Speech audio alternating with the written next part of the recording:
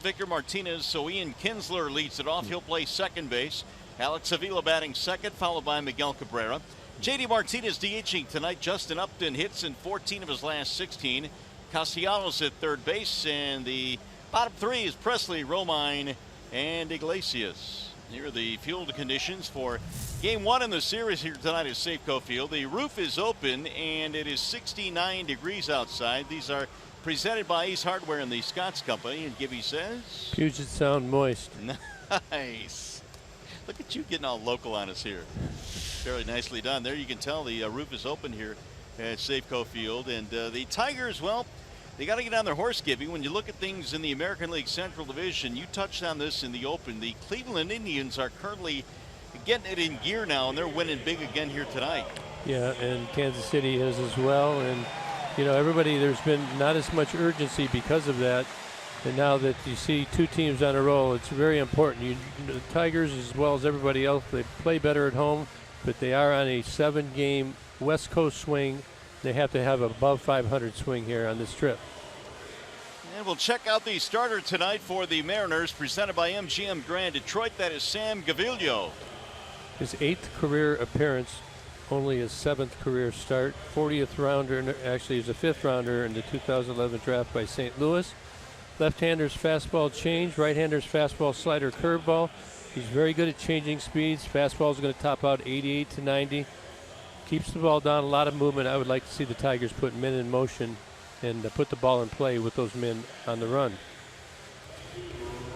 Let's take a look at the defense. The starting defense by the Mariners, brought to you by Tim Hortons. Guillermo Heredia in left, Gerard Dyson in center, Ben Gamble in right, Taylor Motter at shortstop, Robinson Cano, he's a good one, at second base, Danny Valencia at first, Kyle Seager at third, Mike Zunino behind the plates. He's catching Sam Gaviglio. And that's how the M's will line it up tonight. The Tigers, of course, had a disappointing homestand. They had hoped that they would be able to make some hay at home, but they dropped 2 to the Arizona Diamondbacks, ended up splitting with the Tampa Bay Rays after winning the first 2 games in that series. And Brad Ausmus did not mince words afterwards yesterday, saying we've got to play better, and hopefully that'll be the case beginning here tonight. Well, they swept Chicago, then they win 1 out of 3, and then the last series against Tampa, they win the first 2. You think, oh, here we go, and then they lost the last 2, and that's disappointing. But in this game, you just have to get by the disappointment. Nobody's harder on themselves than the players. You try and get them to move on and use their skills to get on a roll starting tonight. All right, here comes Kinsler to get things started for the Tigers. Lights are on here at Safeco Field. We have baseball, the first of 4 between the Tigers and the Mariners. 7-game road trip for the Tigers. Ian batting .245, 5 home runs this year. He hit a leadoff home run in the last homestand. And against Seattle this season, .308, had a pretty good series. First time these two teams met back in April at Comerica Park. Hopefully he remembers that. It's got a good feel about it, and it turns into a natural thing for him. Like it's talking about in the open, he's been on the disabled list twice, had that hammy. Of course, he started the year on the WBC team. And when you get injuries like that, you can't get rid of them. They take something out of you, and Ian would never admit it. He's continued to play every day, and hopefully he'll get out of it. 1 ball and no strikes on Kinsler. And he'll look at a strike right at the knees. 1-1 the count. 2 pitches, both down below the knees. Gaviglio's going to keep the ball down there, especially when you get guys on base trying to get the ground ball, double play. Gaviglio, 27 years of age. Of course, the Mariners have had a ton of injuries to their rotation, including Felix Hernandez, Hisashi Iwakuma, Drew Smiley. They have all been on the disabled list, currently are. The 2-1 pitch, a little bit low. 3 balls and 1 strike now on Ian Kinsler. Scott Service, second year Mariners manager. You see a .515 clip. He's got a pretty steady personality. 3-2 now on Ian. Gaviglio's got a ground ball rate of almost 55%. That's well over the 44% major league average. You can kind of tell by this early at bat against Ian, he wants to keep it down and keep the ball on the ground, let his fielders pick it up. 3-2 is skied in the air to center field. Playable though for Gerard Dyson. And one gone. Kinsler flies to center field. That's how we open this one up tonight. It'll bring up Alex Avila. Pretty good homestand for Alex. 348. He has hit safely in his last 5. And although Brad Ausmus wants to make sure he doesn't wear Avila down, he just has not been able to get him out of the lineup. No, you can see the numbers: 10 home runs, 27 RBI, his OPS over 1,000. And he's been very steady. He has not worn down at all. In fact, he's cherished the opportunity, and a little bit surprising that James McCann is not playing quite as much as you would think at this point in the season. But James will be counted on very soon, I'm sure, at this pace. They are shifting against Avila to the right side of the infield, as most teams normally do. Cano is way back there on the grass at second. Here's the 1-0 pitch. Missing inside 2-0.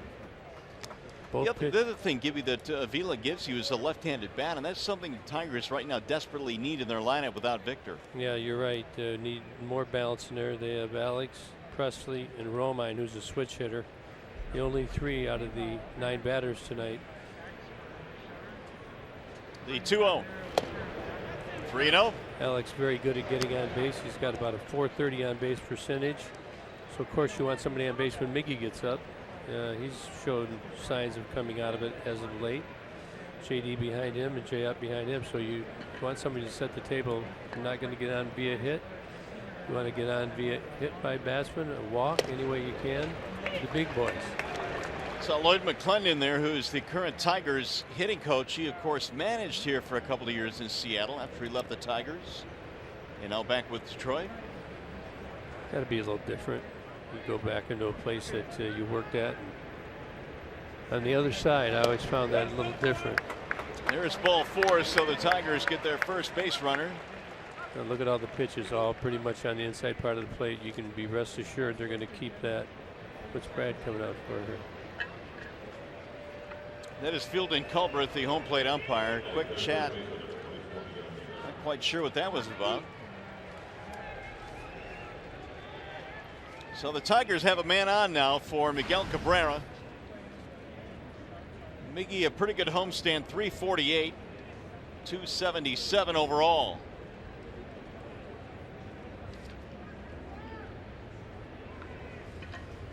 Two 3-ball counts so far for the Tigers, working him good. Threw a wrinkle in one there, slider for a strike on Cabrera.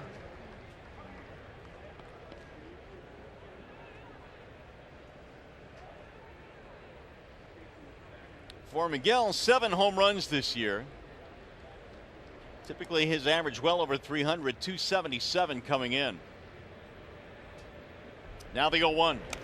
Foul straight back. 0-2 on Miggy. Really, Zunino set up way inside on Miggy that time. It's always interesting to watch what they do the first time around. When you get to the third time around, generally they're going to pull something else out of their hat, especially if somebody's in scoring position.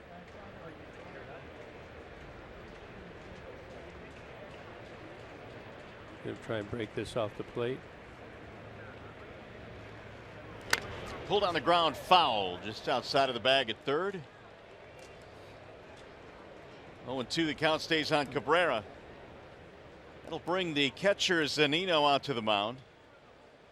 Now we watched Miggy take batting practice today while we were doing our pregame information session, and everything to pretty much right center field to right field. That's how he's always been that way. A lot of people try and pull the ball when they struggle a bit, and I guess the overall feeling is if you try to go middle to oppo, you have a better chance of getting locked back in. Don't want to be jumping at the ball. Check swing roller toward first base. They'll get the out there as Cavillo covers at first. Advancing to second is Avila. Cabrera's out 3-1, 2 away. And that'll bring up JD Martinez, who has been batting in the cleanup slot in the absence of Victor Martinez. $2.99 for JD, who has had pretty good numbers career against these M's, 300 lifetime. And Brad has utilized the absence of Victor for a couple of guys DHing. Now tonight, JD gets a chance to rest that foot that he injured in spring training. That has been bothering him as well. I mean, some days it's better than others, but the flight out here, and it takes you a day or so to get acclimated to the West Coast time. That breaks away 1-0. You think that foot has had any effect as well on the way that JD has played defense this year? I just think it slows him down, and I don't think he's as quick as he normally would be. I mean, he's not a fleet of foot guy, but he moves around pretty good. He gets going, but I think when he initially starts to run and when he has to slow down, it probably pains him somewhat. Swing and a miss. 1 ball, 1 strike. Lots of fastballs. All of a sudden, you get up here with the guy in scoring position, and Snapdragon comes out. Gaviglio was down in the minor leagues, called up from AAA Tacoma on May 10th when they put Iwakuma on the disabled list.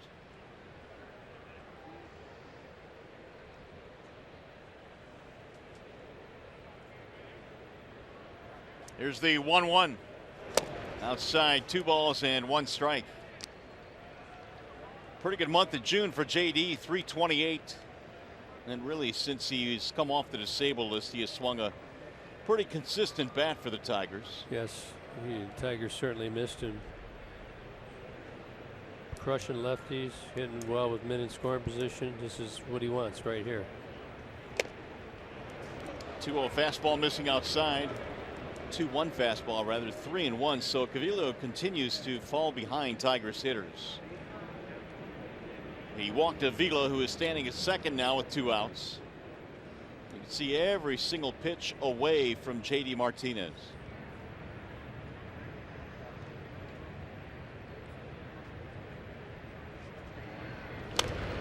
Fouled back out of play. A 3-1 slider there, so he did not give in. 3-2. And now Gaviglio has reached a total of 20 pitches and even 10 balls, 10 strikes. I don't know if you noticed, but Mike Zunino, the Mariners catcher, set up real early inside to JD. Then he moved out real late, trying to disguise where it's going, making sure the Tigers do not relay location. As a hitter, can you pick up that movement from a catcher, or is it just too late? On sunny days, a lot of times you can see the shadow, but you can generally feel. Look, he moves in and then he moves out right there at the end. If it's inside like that, you're thinking pretty much fastball. Away, it could be fastball or the slider or the breaking ball.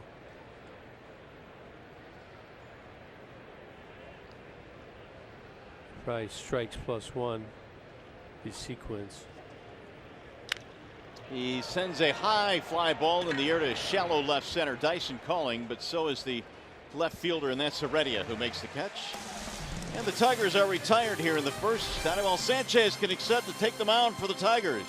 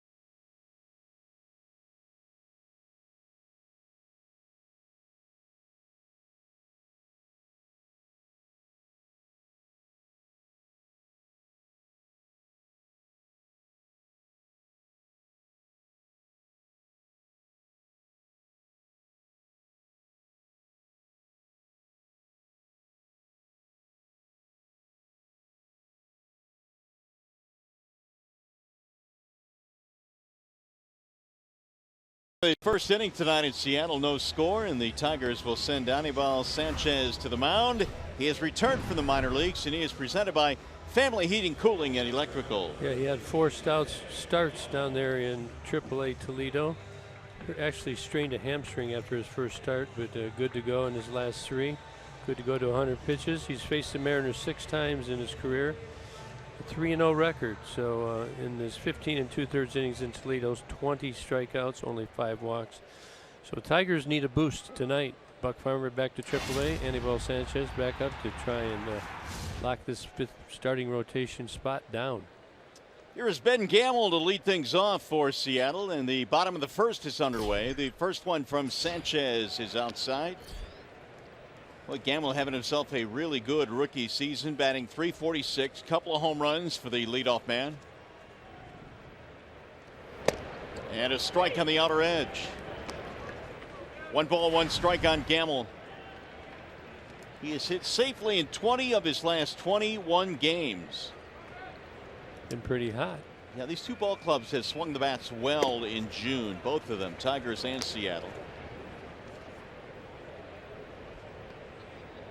In fact, Seattle averaging almost 6 runs per game in the month of June. Gamble just came off a great trip, 13 for 29, 11 runs. That's a good road trip. Lifted in the air to shallow left field. Iglesias going back. He'll run it down. 1 gone. Here is the rest of the Seattle lineup presented by the Metro Detroit Chevy dealers. You saw Gamble lead off.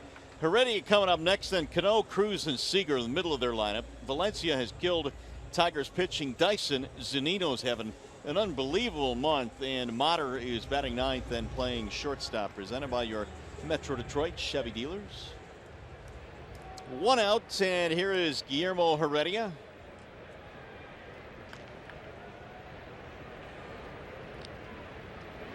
First one is in there, right at the knees, strike 1. Fastball at 91 for Sanchez. They said his velocity was a little bit better at his last start down at AAA. Yeah, up to 93 occasionally, but he's going to sit 91, 92. Sawed him off. Here comes Iglesias with a running scoop. That is a terrific play. 2 gone. Let's take a look at the Tigers starting defense out there in left field. Again, Jay up, Andrew Romine in center, Alex Presley in right, Iglesias and Kinsler as always up the middle, Castellanos and Cabrera on the corners, Alex Avila again behind the plate, Anibal Sanchez on the mound. You see Iglesias, he gets around that ball, and he's got a very strong, accurate arm from just about any angle. Quickly discards of Guillermo Heredia. I'm not sure there's a shortstop playing better right now defensively than Mr. Iglesias. Yeah, he's feeling it, isn't he? Here's Cano, and he looks at ball 1. Iggy has been making plays to his left, to his right, coming in, going back. Catching the fly balls. He's about as good as anybody in the game right now doing that for sure. We've seen a lot of that. Outstanding how you can just run with your back to the ball and go to the spot and reach up and catch it with your glove at almost any angle. Those instincts appear to be God-given. I mean, he just has that skill set at short that is unmatched by many. Something I just can't relate to, having many clank off the ball straight to me. There's a ball low to Cano. Cano with 11 homers this year, batting .289. Here's the 2-1 pitch. Fouled away. 2-2 on Robinson Cano. Boy, many probably remember Cano with the Yankees, had a great career. Became a free agent, wondering where he was going to go. Seattle kind of came out of nowhere. Everybody thought the Yankees would be the top destination for him to remain, but he's been here. Has not been the same. He's found out that Safeco Field is a little different than hitting in Yankee Stadium. Much bigger, air's much heavier, ball does not carry like it does in Yankee Stadium. Yeah, I was going to say that short porch and right certainly is much more friendly to left-handed batters in terms of hitting the ball out of the ballpark. Certainly much more than here at Safeco. And if you haven't been to Seattle, it's a little different place, kind of laid back, And down he goes with a swing and a miss, struck him out. Hey, good start for Sanchez. So 1-2-3 first inning, including his first strikeout. Justin Upton will get it started for the Tigers in the second.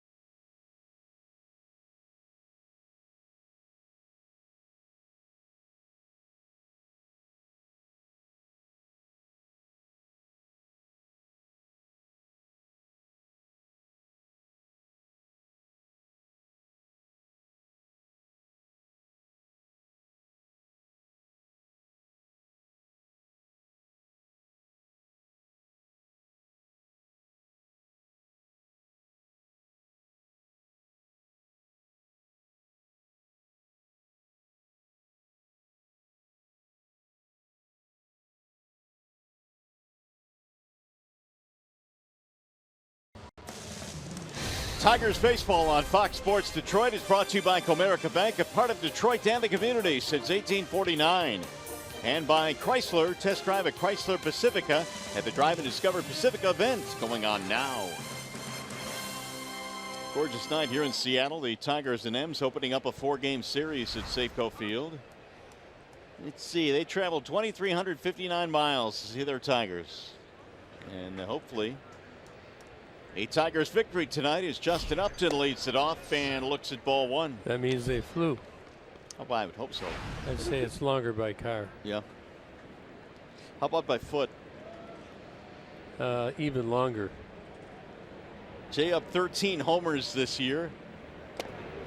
It'll bounce in low and away, and the count goes 2-0. So again, the M's right-hander having trouble getting ahead of Tigers hitters. That's good for us. Get a guy on, get one in the gap. Take a quick 1 point on my first at bat with Jay up. Oh, you got Jay up tonight. That's right. Going against the numbers. 171 average against the Mariners. This month on fire. 4 dingers as well. How about even sometimes as a manager you had to go against the numbers and go with your gut? That's fouled off at home plate, 2-2. Yeah, absolutely. The Tigers, you know, their top 7 guys are going to pretty much be in the game every night. Maybe the bottom you do a little something. Iglesias is the number 9 hitter is pretty much there as well. So you're going against the numbers many times, but you have your guys and you like to play them and they want to play. Down the right field line, slicing, and that'll get back into the seats. Nice catch. 2-2 on Upton. Remember when this place opened, there was packed crowds, huh? It seems like a little different atmosphere here, though. Well, they probably couldn't wait to get out of the Kingdome. Would they win? Oh boy, I was happy for him to get out too. Slow roller to short, and Upton is going to be thrown out by Motter. 1 away. You didn't like playing at the Kingdome, did you? I had a hard time seeing the ball. It was a dome. It took me days to just get the depth perception down. And it was a hard surface. It was bouncy. There's seams in the turf. It's kind of noisy, a lot of white noise, you know, just outside noise. It just had a hum in it. And but that is the place where I ran Sparky over trying to guard me as the defensive back. I heard about that. I didn't know that was in Seattle. Yeah, it was there over in the Kingdom. Well, So you got to tell that story. Oh, well. I was mad because I wasn't playing and he wanted to be a defensive back against me, and I made him bite on an outside route, and I turned into the inside and just rolled him. There's a hard one-shot hit to third baseman Kyle Seager. Look at that play. Wow. He scooped that up nicely with the left hand off to his left. Yeah, it's a bullet. Good contact.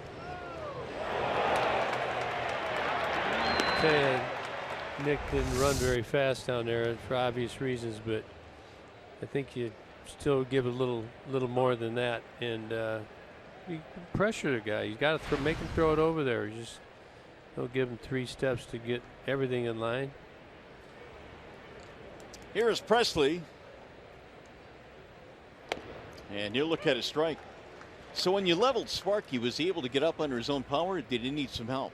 Well, he got up. He laid there for a while. His hat came off, and he said that I was crazy. But I contended that the guy lined up next to me was crazy. There's a bouncer to third, more routine for Seager, who throws out Presley, and the Tigers go 1-2-3 in the second.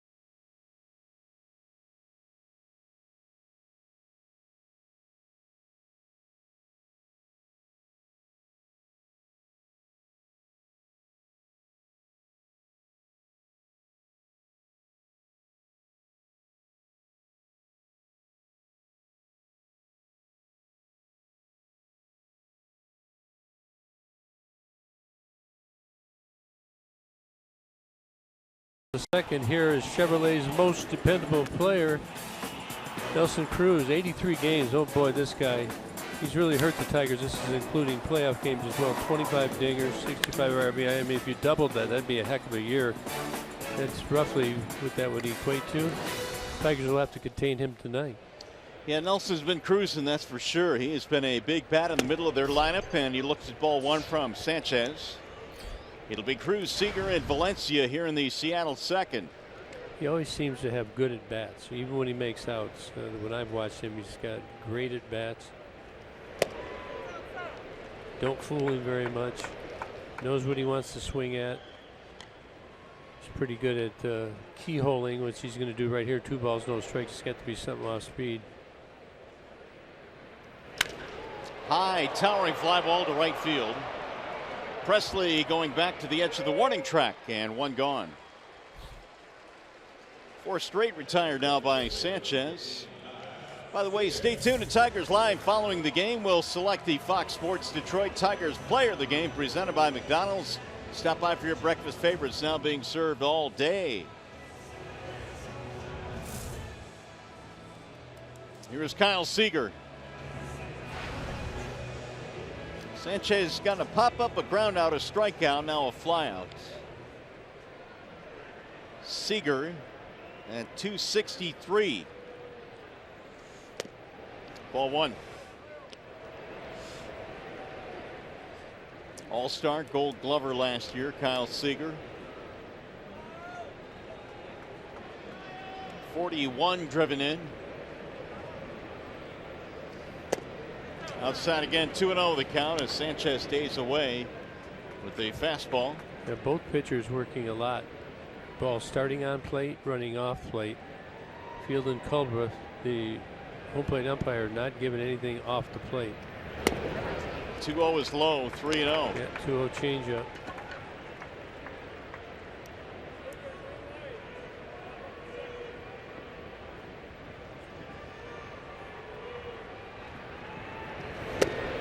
And he lost him, ball 4 on 4 straight. Seattle with its first base runner of the night. Edgar Martinez seated or standing next to Scott Service, their skipper. Boy, Edgar, man, great he could hitter. really hit. Yeah, he could. Then at the end, when he pretty much just was all DH, he just had great hand-eye coordination, could manipulate the ball. He's got a pile of hits. You know, I think Hall of Fame worthy or not? You know, that's going to be a debate that is going to rage on, I think, for several years. Everybody talks about whether or not DHs deserve to be in the Hall of Fame, and I've always contended they do. Well, has David Ortiz doesn't belong? Exactly. I mean, he's done plenty of damage. He belongs. There's a ball low to Danny Valencia. And Valencia is playing first base tonight. He's got 7 home runs. Sanchez this year has struggled against right-handed hitting. At 373 righties are against him. And it got to the point where the Tigers approached Sanchez about perhaps going down to AAA, working some things out. He made 4 starts down there. But eventually, with the money you're paying Sanchez, you have to figure out whether or not he can help you at this level. Well, I mean, Buck Farmer had 2 great starts and then struggled in 2 starts. Toledo's not too far, so you know they decided to give Sanchez another opportunity. When he got sent down to AAA, there you can see his record in Toledo. When he got sent down there, it's unusual for a guy to give up his rights, right? Absolutely. But he wanted to get back up here and prove he could do it, so he had to go that route. Meanwhile, he's gone 2-0. And Valencia takes ball 3, and suddenly Anibal can't throw a strike. So just that designated hitter, all the good players that have done it. You got David Ortiz, Edgar, Frank Thomas, Harold Baines, Molitor, he's already in, Donnie Baylor, Chili Davis, Al McRae, Travis Hafner, V-Mart. Way inside and high, ball 4, back-to-back walks here in the second.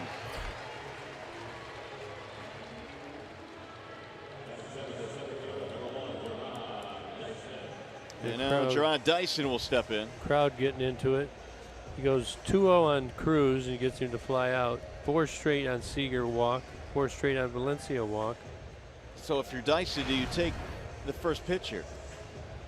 I'd be looking right down the middle. I think you're going to get a fastball. You're looking right down the middle, and I'd be trying to slap it between the shortstop and the second baseman.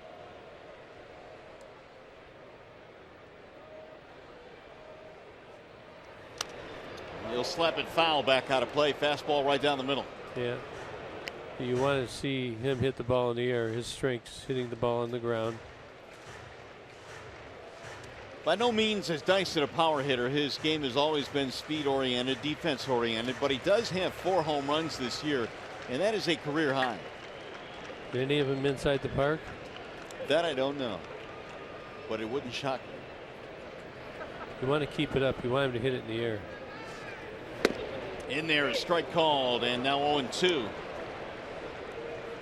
That last pitch up as well in the upper reaches of the strike zone to Dyson. Coming over this year in a trade with the Royals and patrolling center field for Seattle.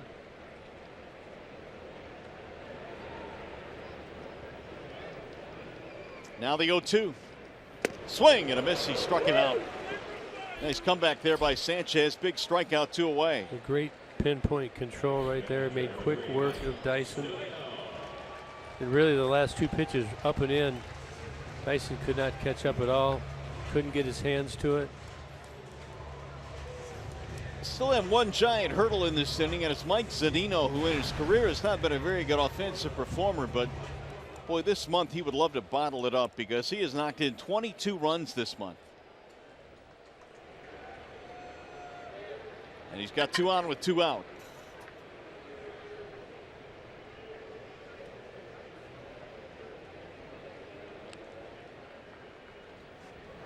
Swing and a miss.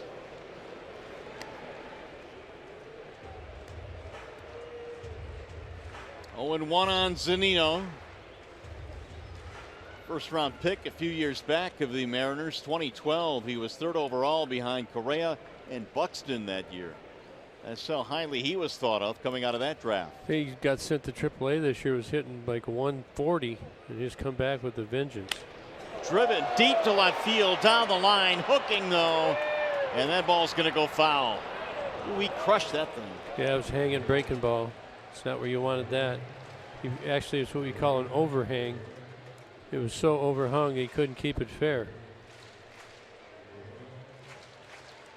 393 since May 29th, 6 home runs, 100 points he raised his average during that span. But now Sanchez ahead 0-2. Got to go down and away. You got to keep it away. Or really crowd him up and in. Don't want to hit him.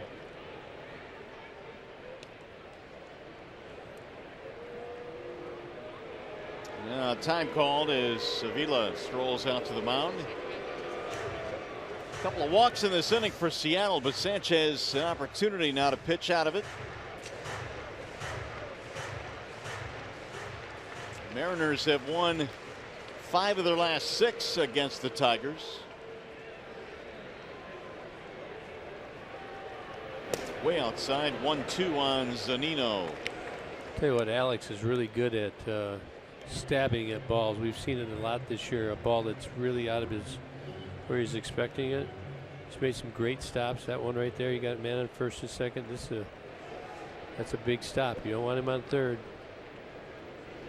You want to be able to bounce that ball and have him not score. And that's going to hit him. He got ahead of Zunino 0-2, and he hits him to load the bases.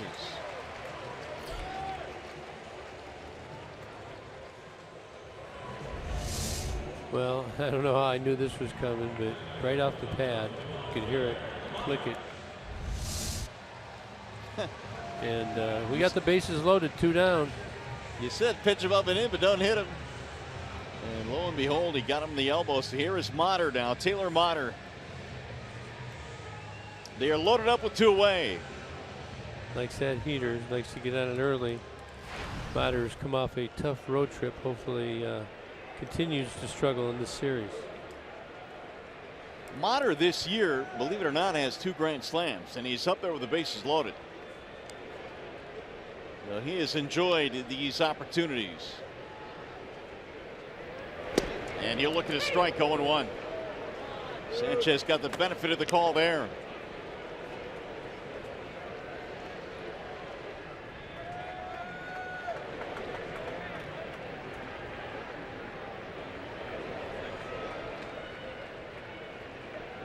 See, Motter's got that front foot open. Don't want to hang anything on the inside third, because that'll be right in his wheelhouse. Fouled back out of play. So once again, Sanchez gets ahead 0-2. That was pretty close to the booth right there. That would have been a perfect one. You see it just floating in here? It was just like it had a parachute on it. Yeah, it wasn't coming in hot at all. You wouldn't even have ran from that. No, I think even I would have stood up and caught that ball. Well, the only thing I would have been worried about is protecting these grasshoppers. The what are they? Are they candied grasshoppers or something? There's no candy to them. That sails outside 1-2. They hunted us down because I brought it up in one of our telecasts when they were there, and we're just sitting here minding our own business. Right. They came right in, and I tried a couple. They're good, and I got to encourage you to try one. Get out of your comfort zone a little bit. Apparently, you guys are going to have a taste test next half inning. You notice I said you guys, you and Trev. No, you're in. No, I'm not in. There's a foul at home plate. What are you afraid of? I don't know that I'm afraid more so than it's. I mean, See, look at this. that. Would you That's eat that? delicious. Oh my goodness. Crunchy. You like calamari? I do. Well, so it doesn't. You're right. It doesn't make sense. I will agree. It doesn't make sense. But I can't find calamari hopping around my backyard.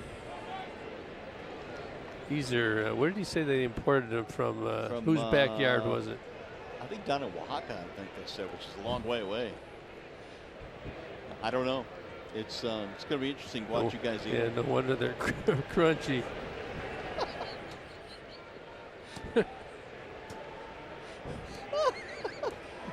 Oh, we need to get this out right here so we can eat and delight.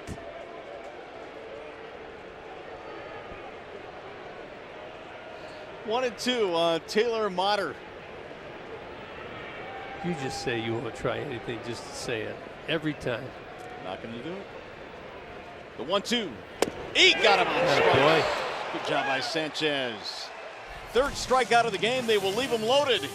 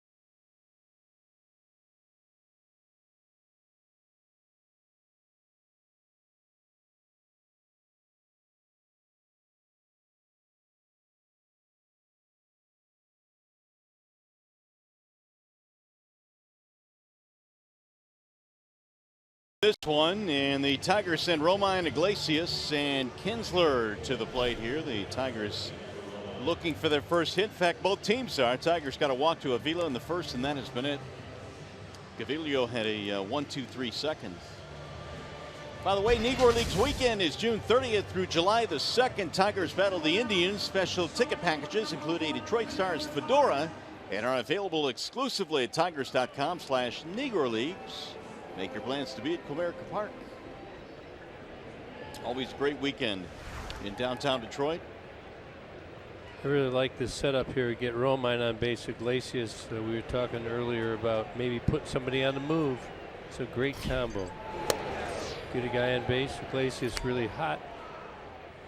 Make those infielders move around. I tell you, what I like hit and running is when they got the big shift on. Make those guys run out of position, lose their spots, force them into mistakes. Meanwhile, it's becoming a pattern here for Sam Gaviglio. He is falling behind again, 2-0.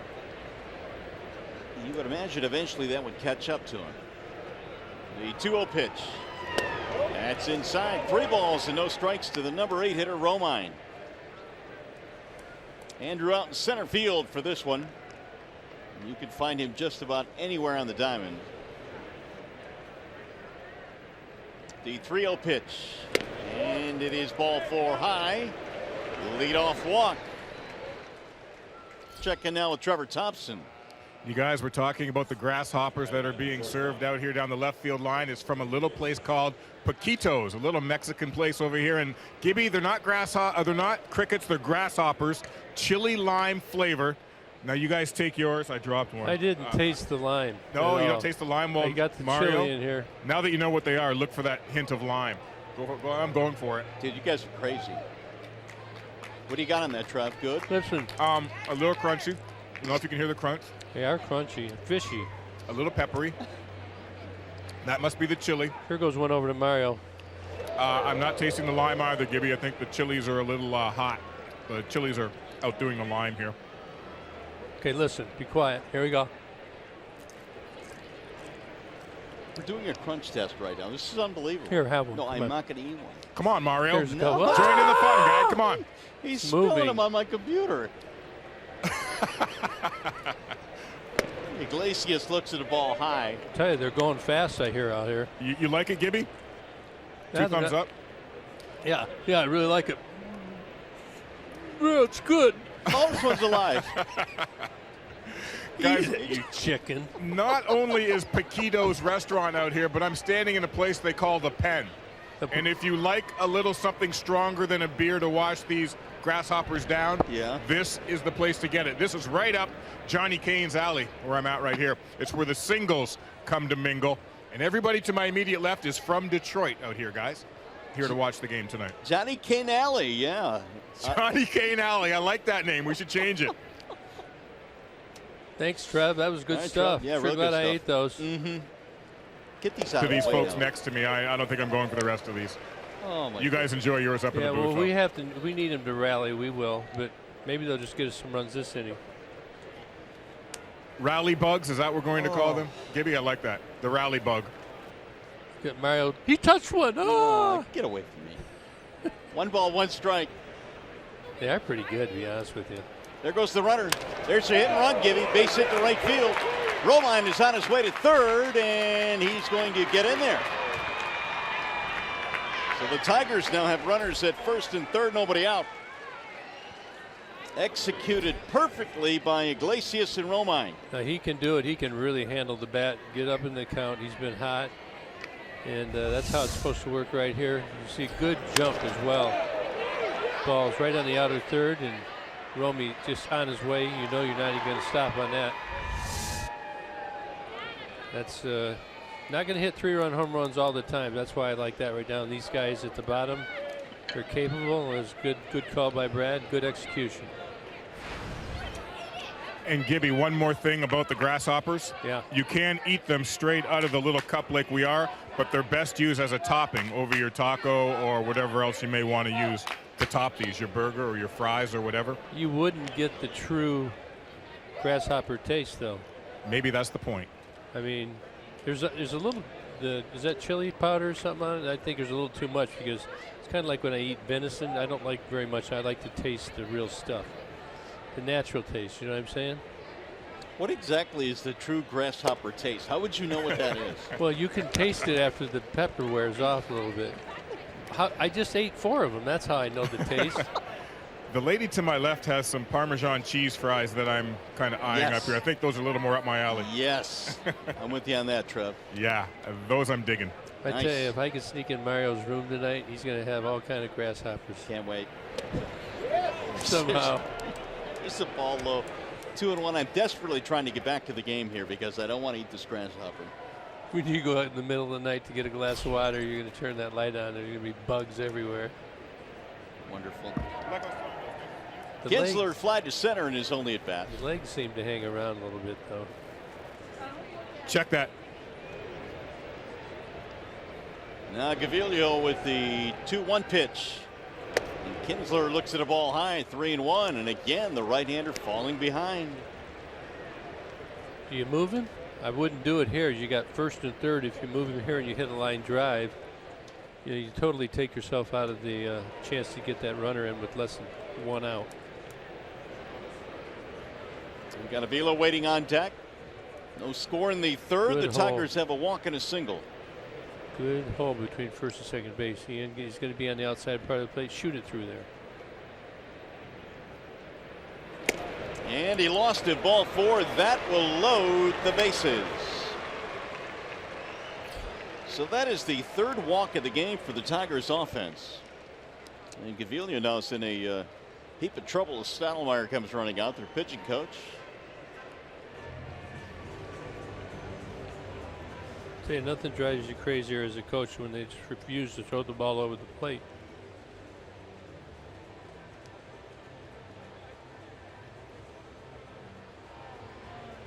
Well, time now for the Bernstein advantage, the highest OPS against right-handed pitching this season with a minimum of 150 plate appearances. Alex Avila is on a list of pretty impressive players, to be sure. Yeah, Aaron Judge is having a great year. Harper, Mike Trout still on the DL, had the shoulder done.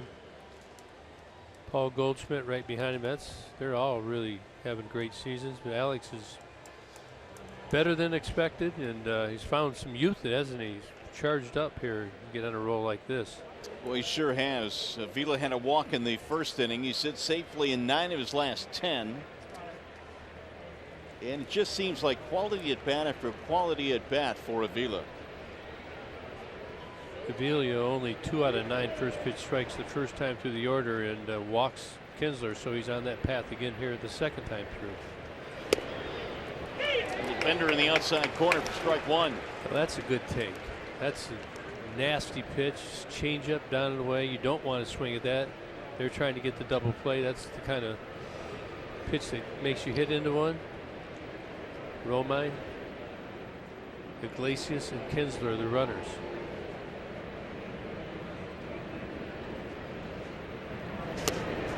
Zanino down to block that one. Another breaking ball. The count evens now 1-1. Gaviglio is one of 4 rookies to have made a start this year for Seattle, which speaks to all the injuries they've had in the rotation. In fact, the Mariners have used 16 rookies overall this year. They usually have 3 guys over here. Now look at the difference when you get guys on base. That's good. And the Mariners, like you say, this is important to get into their bullpen early in a 4-game series. That's not their strength. So if you can get some runs on the board and get this guy out of there, you get into their bullpen. That has a great effect, because if you're in a series, a 4-game series, you can see all the pitchers. That gives you a big advantage over the rest of the series. Knowing what they're going to feature with their throw, you know where their arm slot is, the release point. 1-2 now on Alex. Cabrera waiting on deck, so Gaviglio has had to not only face Avila here, but the meat of the lineup coming up as well. Low ball 2. Slider down and in. Going to see a changeup show up somewhere in the next 2 pitches. Although Alex did lay off him very well.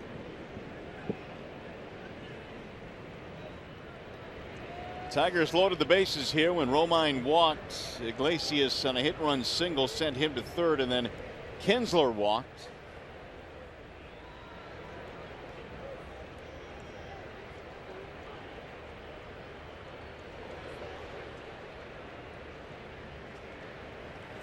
Ground ball right side, fielded at first base by Valencia. Goes to second, 1 to the relay. Got him a double play. A run will score. And we'll see if the double play stands. Romine comes in to score. Yeah, they seem to be scrambling around looking to see if they want to review it. They do get 1 out of it, but they're looking for 2. Unfortunately, right to Danny Valencia at first base. Yeah, he's out. C.B. Buckner was right there to make the call, so no challenge, a double play makes it 1-0 Tigers, but Gaviglio will certainly take that. 2 gone now for Cabrera with a run in. Who's got Alex? Who took Alex? Somebody back at the studio took Alex. Simo did. There's a ball outside. Unfortunately for Simo, that is not an RBI and a double play. -1. -2 on a twin killing, isn't it? 1-0 on Cabrera, trying to get that second run in now. Man at third, 2 outs. Miggy shoots one in the air to right field, but it's straight at Gamble, and that is that. Minimal damage done. Gaviglio does a nice job of getting the double play. 1 run for the Tigers, and Trev enjoying those grasshoppers. What about Gibby? Not so much. Me, it's good. alive.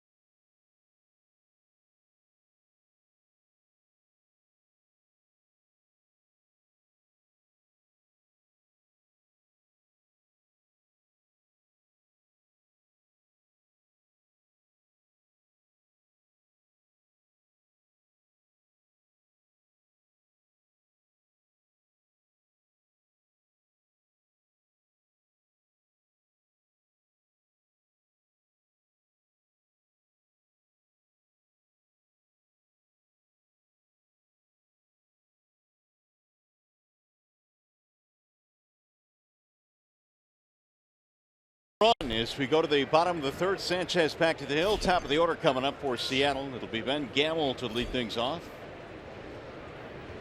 Tigers had him loaded up with nobody out, and the double play ball forced in a run. That was it. Gamble popped up to the shortstop his only time. Yeah, you like to get the run, but you get bases loaded. You want to try and get more than that. Fortunately, it didn't happen. The 0-1 pitch. Right back up the middle on a soft couple of hops. Iglesias, great play, safe at first. Man, Iglesias almost turned another gem. Did he come off the bag? He had to, because it appeared the ball was there in time. Good scoop as well. Going to take a look right here. He just really made a good pitch on him.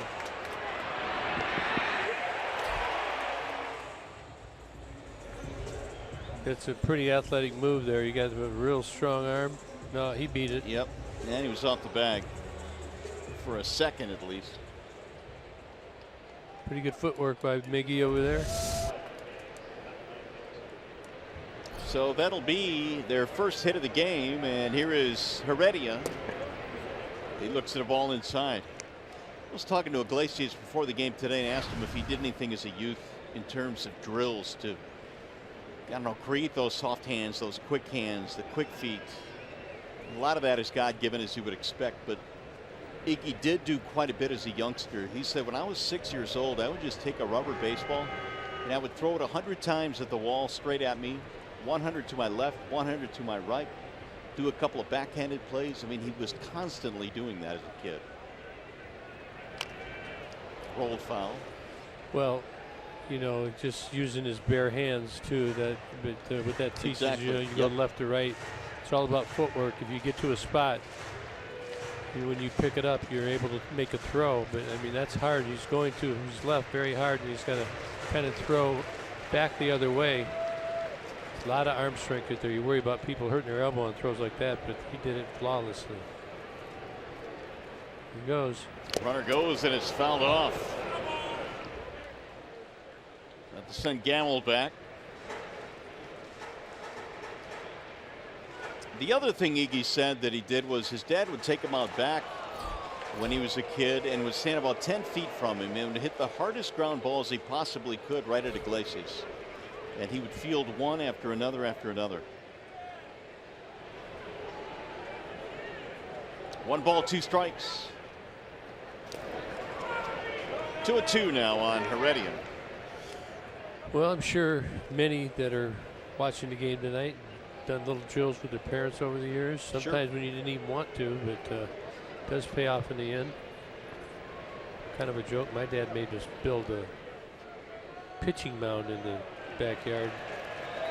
I didn't have that great of an arm, but I'd be down in the field playing, looking at wildlife, and he'd call me. Sometimes I'd chuck a couple in the dirt to see how good he was at blocking them. Nice. Drilled in the air to center field. Romine going back, backpedaling.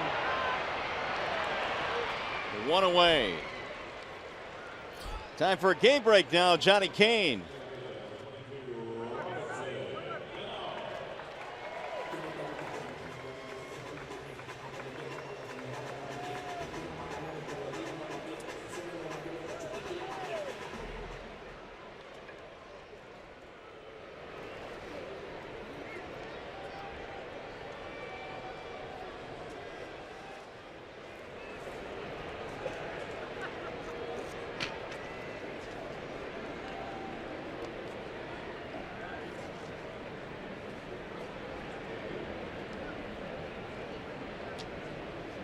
Yeah, guys, and Ramirez, man, he is, you know, I think the Indians are really glad they locked him up to a deal earlier this year because he is going off. Saving some money on that one. No doubt. Encarnacion's getting off too, isn't he? He is hitting bombs. Cleveland, they seem to have great resiliency. Terry Francona, he does a great job. He keeps them honest, yet lets them play their way out of it. Does a good job of deflecting the attention, the media. Because there's questions. It's understandable. There's going to be questions. People want to know why. There's not a lot of answers sometimes. There's obvious. It's obvious. You wouldn't even have to ask the question.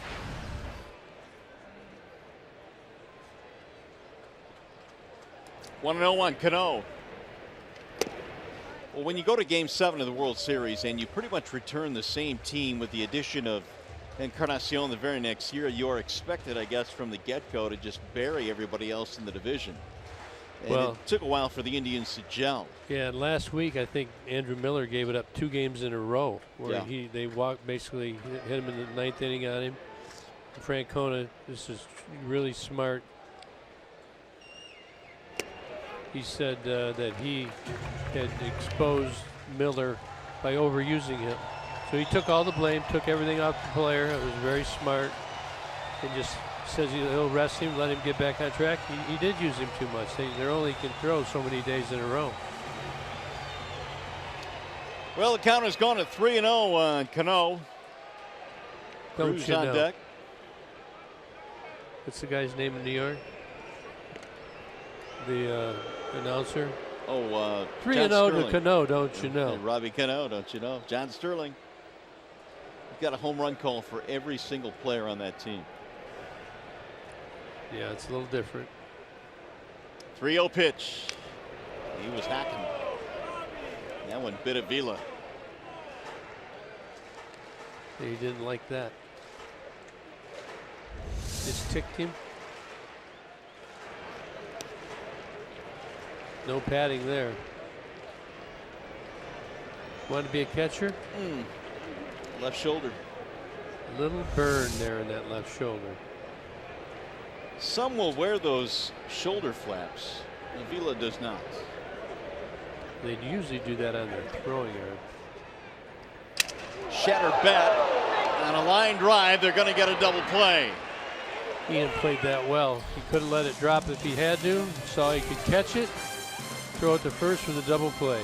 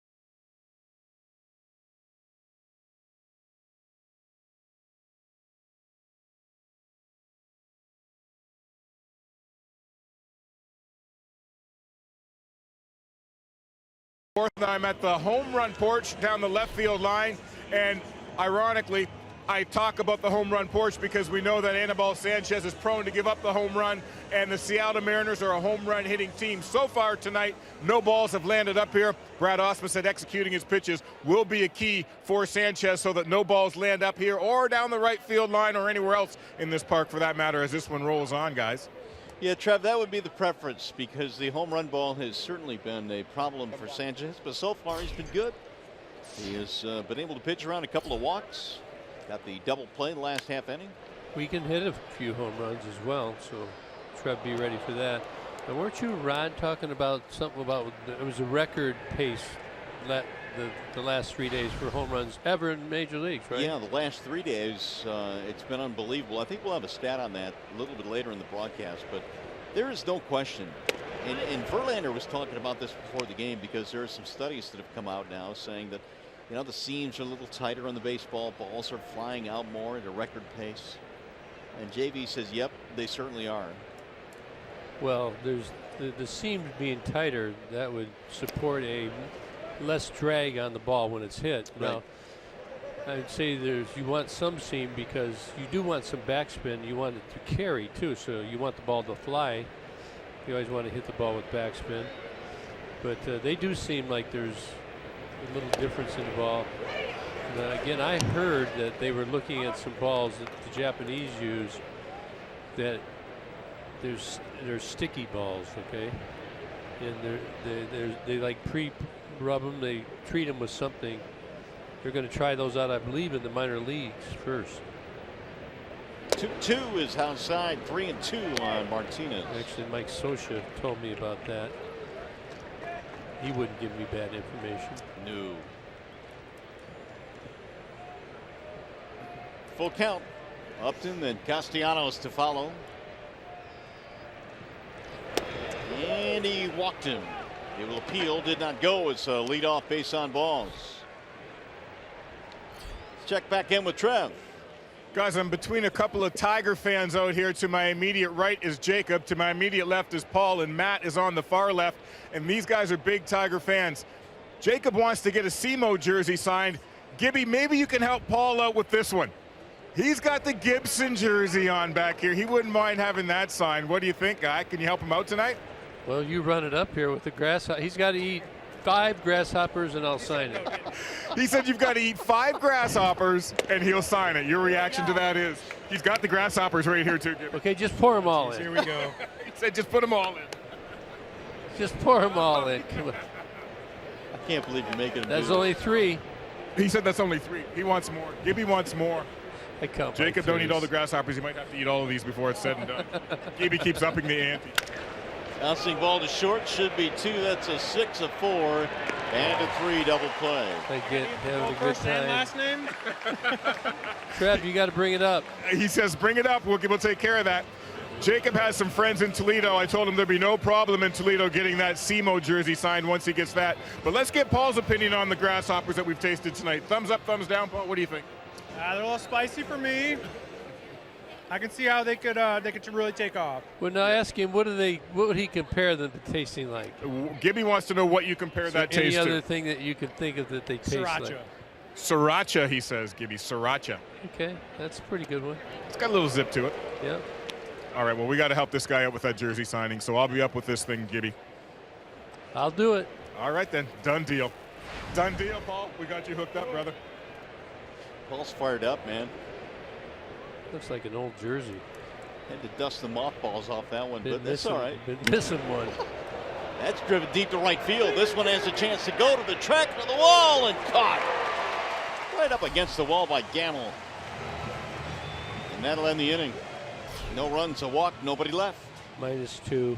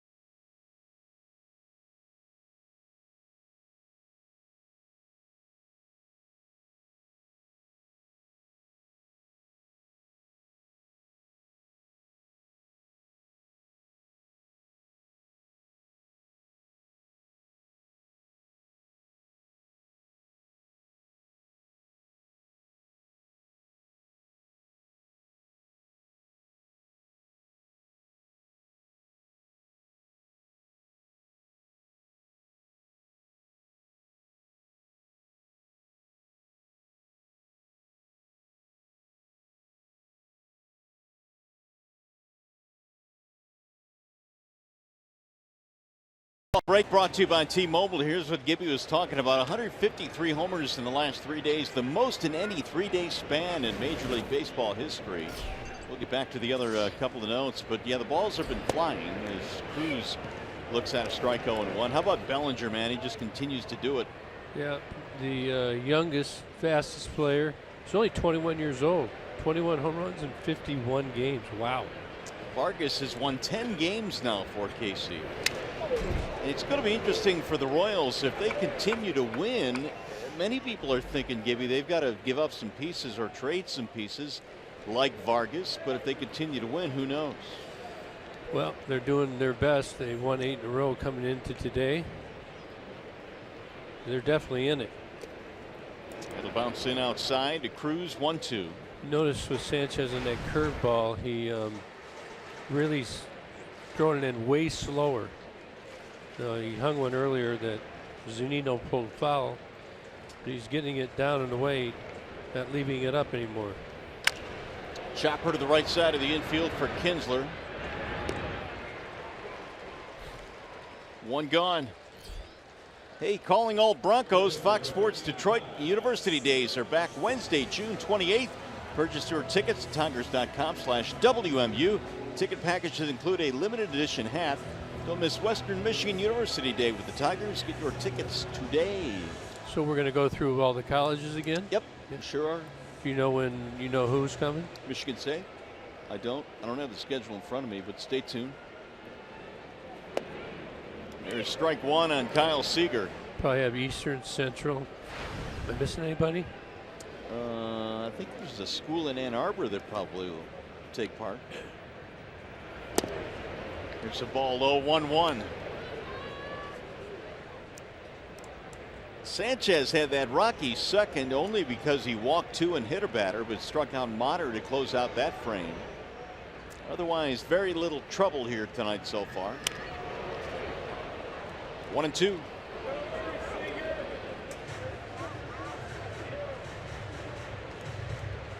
Seager had a walk in the second. 4 straight balls, 4-pitch walk. Kyle this year has had 3 4 RBI games. They shift to the right side against him, and that one misses low. 2-2. That's how they play him defensively. Only Iglesias stays to the left side.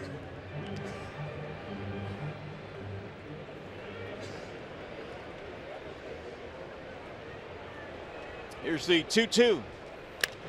High fly ball. Shallow left center field. Who wants it? 4 Tigers converge, and it's Iglesias with the basket catch.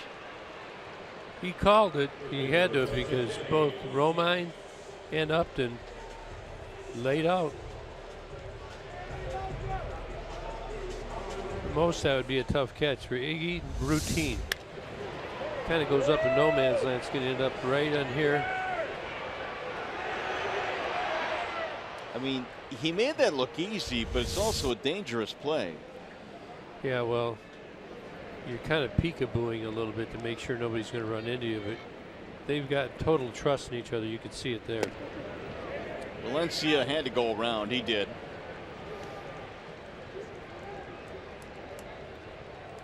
Think he likes hitting against the Tigers? It's all going to stop tonight.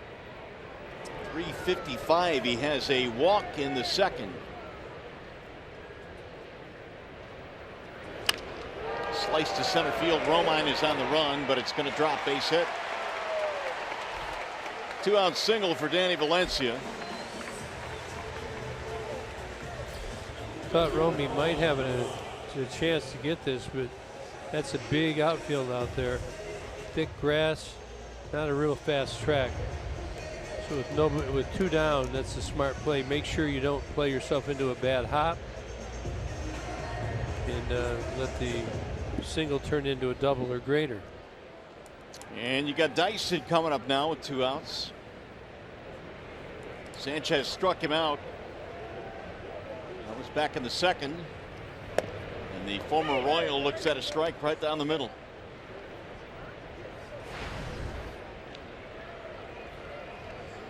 Dyson really chokes up. Look at how much of his bat he doesn't use. So he got some tape on there. Yes, he does. Ground ball up the middle into center. That's a base hit. Right by Sanchez, and a 2-out threat now for Seattle. Well, we showed him choking up. He's just slapping the ball right up the middle, trying to use his wheels. Sanchez almost made a spectacular play with the backhanded stab. Nelson Cruz out beginning, and Kyle Seager. Valencia gets on with a single, and now Dyson. This will be the second time Zunino comes up with runners at first and second. He was hit by a pitch earlier in the game. He's going to try and turn and burn. Don't leave it on the inside part. Foul back out of play. In his last at bat, he clobbered a ball down the left field line, but he got out in front of it. Sanchez now at 61. Brad said before the game they'd like to get him to about 100 or so. He stretched out that far.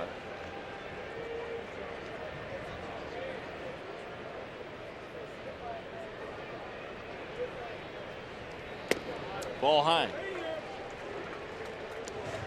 1-1 on Zunino. 393 over his last 17 games. It's amazing how hot this guy's been. We told you all the RBIs this month, 22. No other catcher in the history of the Mariners has knocked in more in a single month.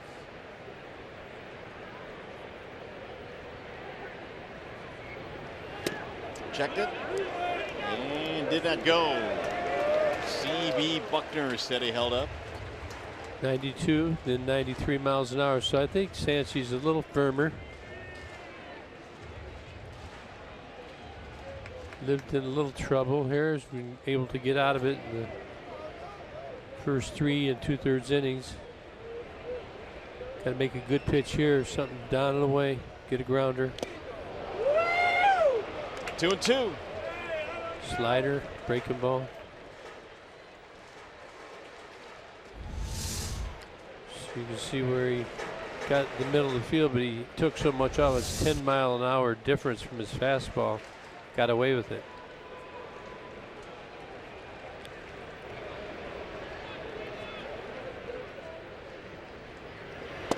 Got him. Strike 3.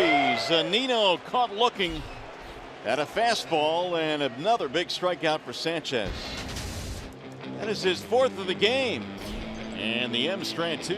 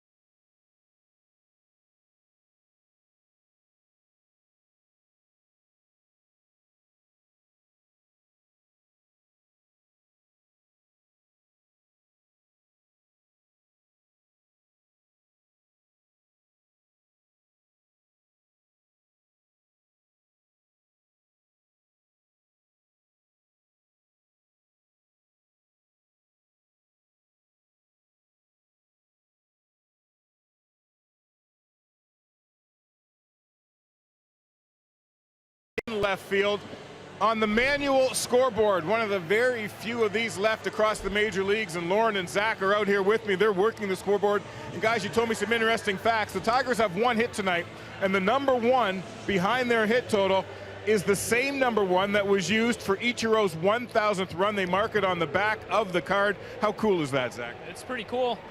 Definitely a memorable experience for the Mariners, and to keep it on the scoreboard is always great. Got to remember moments like that. There are more moments documented on some of these other numbers back here. We'll talk about a little more about what's going on here after this batter. Mario, back up to you for now. All right, Trev, thanks. I love the old aspects of some of the ballparks here, and certainly in Seattle they've kind of captured that. You don't get too many Fenway Parks left anymore, or Wrigley Field. Presley leads it off, and he'll look at a strike 0-1. So they got Wrigley's got one, Fenway, Safeco. Who else has got one of those mechanical scoreboards? Trying to think. Houston? No. No, they don't. There's some in the minor leagues. Really? Yeah, there's one in West Michigan. Presley to be followed by Romine and Iglesias. Tigers lead 1-0 on a double play ball with the bases loaded, forcing in a run. And Presley looks at a ball.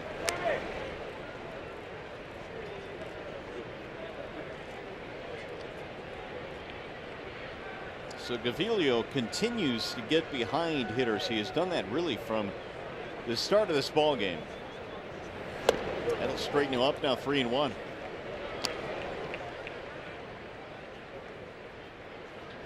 Yet his pitch count is in decent shape. He has gotten a couple of double plays. That has helped his cause.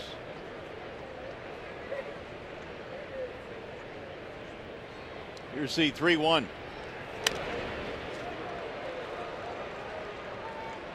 Good pitch to hit right there. Got underneath it. Looking fastball, just a little tardy. Sometimes when you get ahead in the count, you just tend to overswing a little bit and you kind of lose your mechanics. It's not as easy as it looks. Bouncing ball to first, fair ball, fielded there by Valencia, and he'll win the race to the bag. One gone. Back behind the scoreboard with Lauren, who helps Zach run the scoreboard. What makes this such a cool job for you, Lauren? You really feel like you're a part of the game, being able to change the score after every pitch. It's a really fun job. It is a fun job. Who needs technology, guys, when you have hard-working youngsters involved in the game like this? Pretty cool. Hey, Trev, I think you ought to get to work out there and maybe change some of those numbers. That's what I'm waiting for. Put like a 6 My spot. opportunity. Yeah, 6 spot on the run column for the Tigers. Yeah, maybe I could do that right now, right? See if anybody notices. See if anybody boos it. I'll take part of their paycheck too, sort of supplement my income. Attaboy. Romine the batter. Charity. And he sends a ground ball right to first, and right there Valencia. And there's going to be a couple of quick outs. 2 up, 2 away. That'll bring up Iglesias.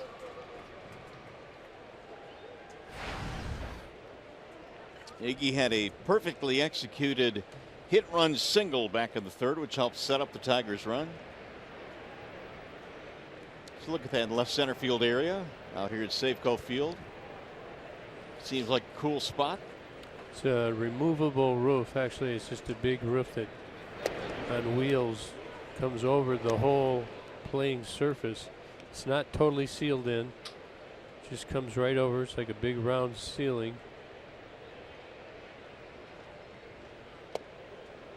Drops in a slider for a strike. 1-1.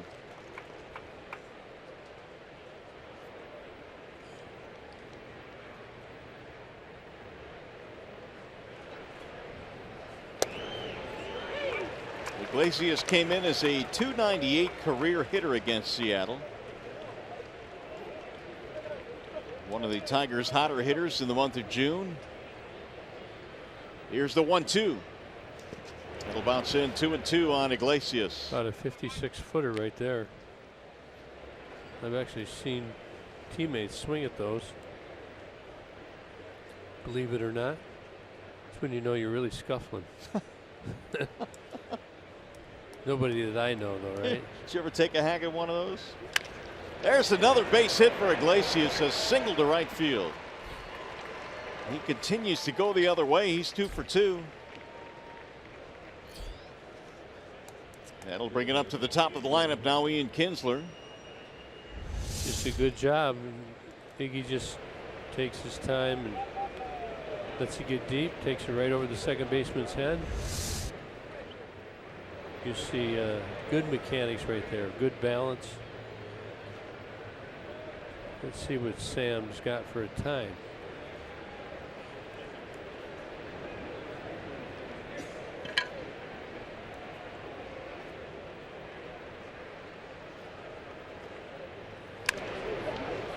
Oh, 1. What do you got? 128. So if Zunino throws a 2 down there, that'll give us 3.28 seconds. So that'd be marginal. Yeah. You want it to be 3.3 seconds or more. But if you could get a little key where you got started early, you can make it. Go. Oh, he was going the other way, and he just got back. A better throw by the right-hander would have gotten him. He was going, I think. That's a balk move, though. He bent both knees. They didn't call it. They're going to check it for sure. Watch the knees they bend, because you watch how he bends both knees. That's a balk. Yeah, no doubt.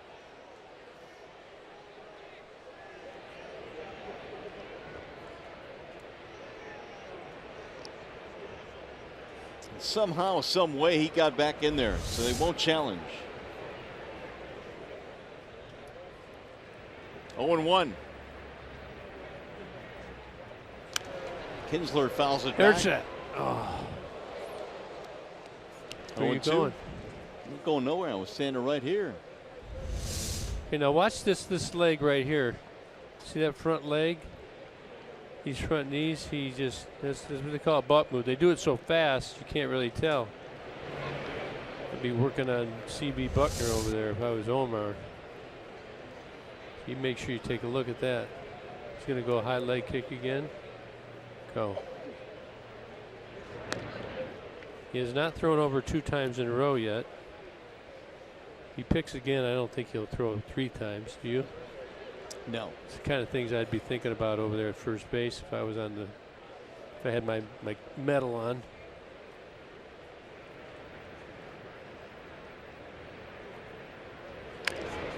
And Kinsler stays alive barely. Now that's a 136. Break him up. Here's the second one. Same thing. Same that thing, front yeah. knee. He didn't do it as fast. Not as flagrant. No, I mean, there's pitchers watching this telecast. There's people that are disagreeing with me, but it's just the way I see it. I'm representing the base stealers. They have to admit it's at least marginal. I'll bet them 2 crickets. Which flavor? Line drive down the line. It's going to be fair ball. Go to the corner. Iglesias coming to third. Clarkie's sending him home. Here comes Iglesias to the plate, and he will score. It's a double and an RBI for Ian Kinsler. Oh, this is nice right here. Gavilio got preoccupied by Iglesias over there, makes a mistake to Ian Kinsler, and a great route around the bases. I watched Iggy all the way. Good swing he puts on it. This is a tough corner down there. If you get in there, we'll take a look at Iggy. Just hit every base in stride. Good secondary on his way. Good turn, outside foot at third base as well. That's pretty seamless. That's awesome. That's good stuff. That's what you work on, and that's good execution. So somehow he avoided the tag and got back in there on the pickoff throw, and Kinsler doubles him in. Houdini first. Yeah. To get a chance to do that.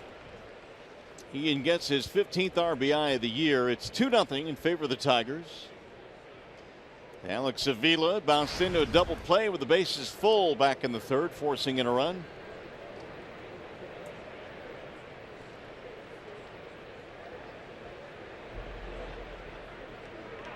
Now tag given to Avila. And Gavilio about to throw his 80th pitch of the evening. Not on the same page right now with Zunino. Looks like maybe he's a little disrupted by the activities as of late. 2-out base hit and a 2-out double. He's giving up another run.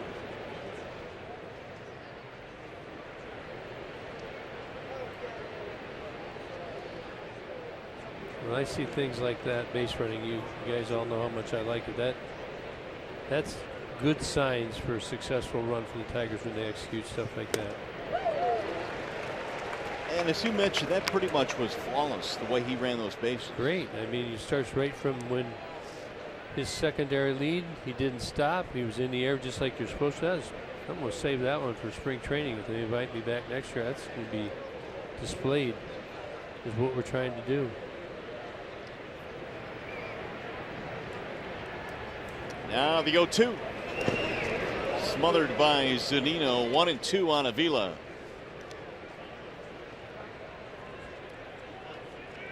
Tigers get a 2-out single by Iglesias. He scores on the double. 81. I'm sorry. I was going to say, here are the numbers on Gaviglio. He's had 2 10-pitch innings, and the others, Tigers have done a good job of pushing, Mario. Every other inning has been a lengthy one for the right-hander.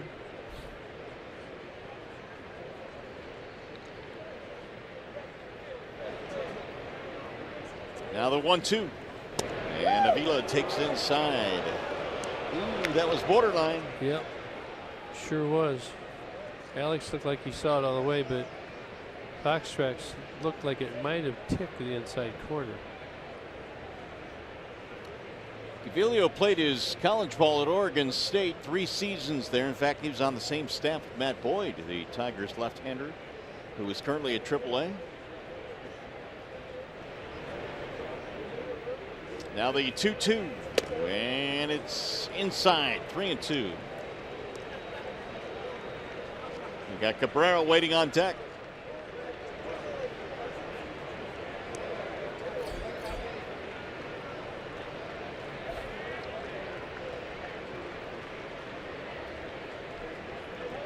Got to be something off speed away. Avila went from 0-2 to 3-2. Change up. Swing and a miss. He struck him out. That'll end the inning. Tigers get a run on the double by Kinsler, and you're watching Tigers baseball tonight, presented by Bell Tire.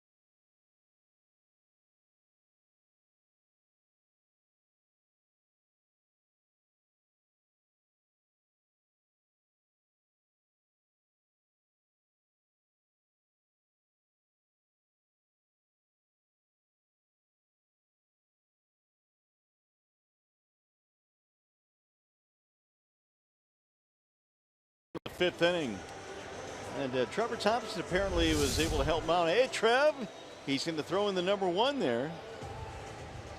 Why did you put a 6 in there? I know.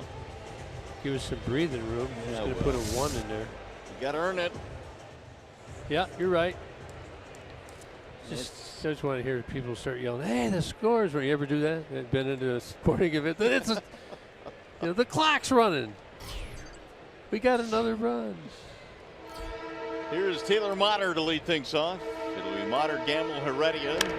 First pitch is fouled straight back. Ooh, that one had some nice loft under it. Not deep enough for the booth. That's 2 directly at us. I am ready. Motter, a strikeout victim back in the 2nd.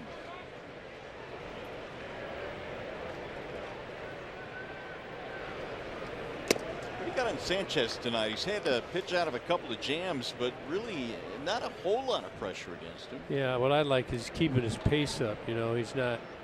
Doesn't seem like he's doubting him. He's pushing himself to just get it and throw. Chase the ball up there. We have a little side by side. We'll get to probably this inning. Just kind of there's just very fine adjustments. They're not big, but you know, you do something. It's not even that we need to see him, as long as it makes him feel better. You know, keeps him on balance. Oh, that one nailed off of Sanchez. Going to run it down, but he'll have no play. It'll be an infield hit.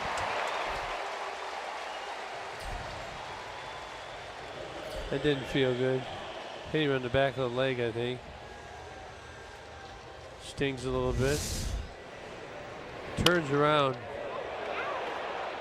Looking the back hammy. Nobody's coming out.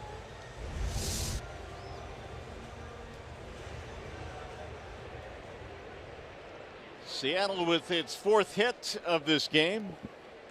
3 of them have been right up the middle.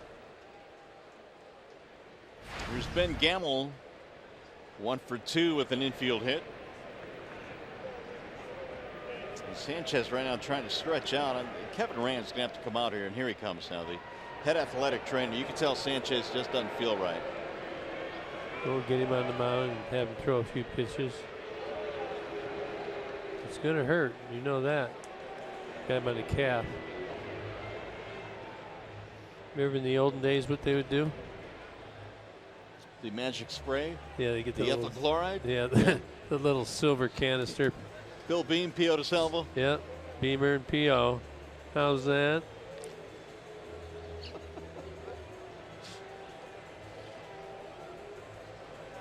Sanchez will get a couple of warm-up tosses. Now he says he's all okay. Right. Coming right back at him. The ball a little bit elevated. He's been doing a really good job of keeping the ball down when it runs. He's getting on the pull side or the oppo side. Pitched a very good game so far. Got to keep it going. Gamel is 1 for 2. Castellanos in tight at third base.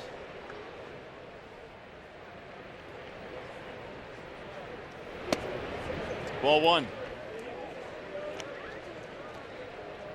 That is 70 now for Sanchez. Again, we mentioned earlier the Tigers could let him get to about 100 in this game.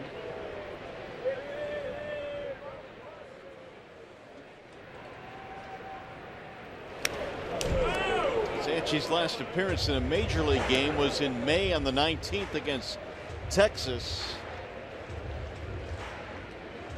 There was a stretch in spring training where it looked like he was going to claim that 5 spot in the rotation. He got on a big time roll, but then toward the end of spring training began to struggle again. And struggled throughout the course of the year as well, allowing 9 home runs in 21 innings this year. That'll get you off your rhythm for sure. That'll make you overthink things. Driven in the air toward left field. Upton going back, still going. Warning track to make the catch. Well, let's take a look at our Bell Tire pitch by pitch. Anibal Sanchez, we've been talking about it. Got the Mariners totally off balance, jamming off the end of the bat. He's got 4 strikeouts. Look at the movement on these pitches. That's up and in 4-seamer. That swings back over the outside corner. 2 of them right there. Now, just look at this little thing. I'm going to draw right here. Look at the hands where they're at, and look at the knee where they're at. The one on the left here, he's swung back open. He's just let it go. The one on the left is much straighter than the one on the right. Look at the run on that. That's a 2-seamer. That's what he's been trying to do. He's been doing a good job of it tonight. Well, you're right. It is a subtle change, and it's something that you probably wouldn't be able to spot until you broke down some of the video. But if it makes him feel good and it produces results, why not? Look at all the fastballs he's shown. His fastball changeup. He did throw the one to Zunino that he hung, so he's been staying away from that. But the 2-seamer and the fastball look similar. Runner going, throw down to second, not in time. A steal for Motter.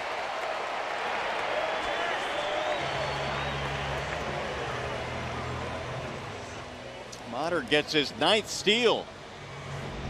Yeah, he got a good jump.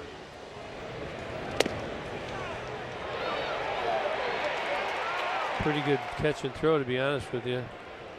Just barely got the hand in there.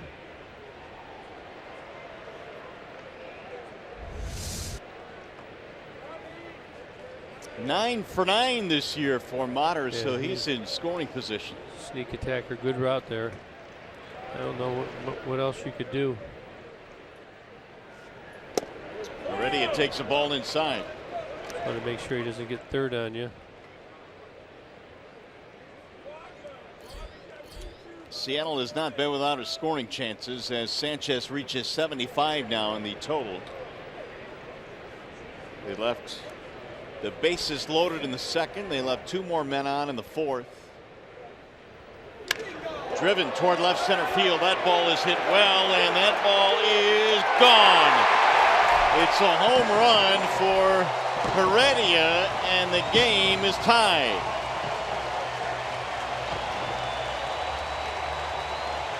And there's the home run ball getting Sanchez again.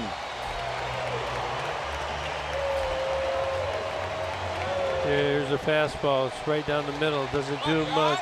Heredia just labels it right off the sweet spot. Ooh. Alex wanted it on the outside part of the plate. You couldn't have center cut it more, and this ball jumped out of here. 5th home run of the year for Guillermo Heredia. And that is 69 home runs now since the start of 2015. Second most in the American League. Well, you got to regroup. You got 1 down. You got to get out of the inning unscathed any more than you already are. Cano hammers one down the right field line. That ball is deep, going to the corner, and it is going to be a foul ball. Presley made a sliding attempt in the corner. Good try. He disappeared from where I'm standing.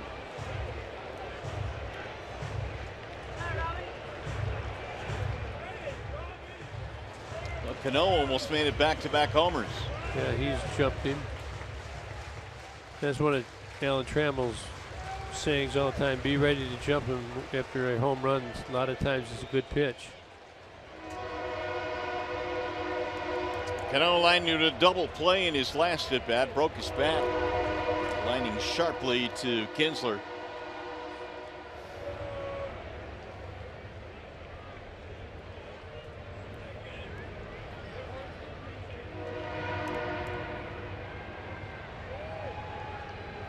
Cano has been to 7 All-Star games in his career. We talked about the 10-year deal he signed after a lot of years with the Yankees. The 0-1.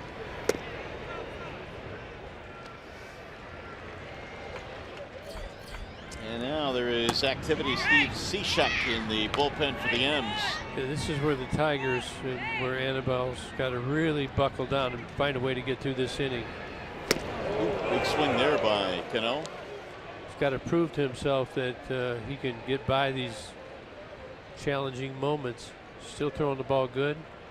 Got to believe and have the conviction in making the pitches where they're asked to be pitched.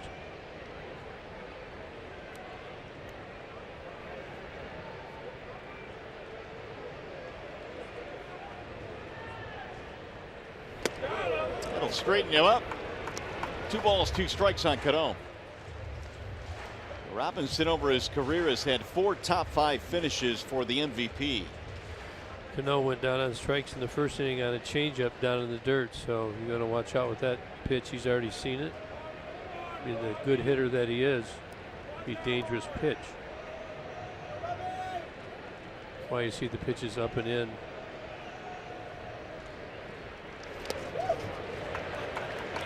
Full count now, 3-2.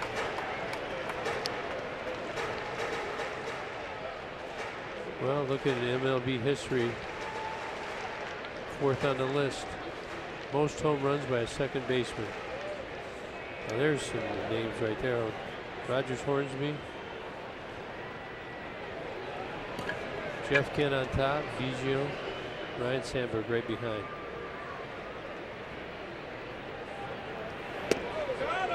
Ball outside.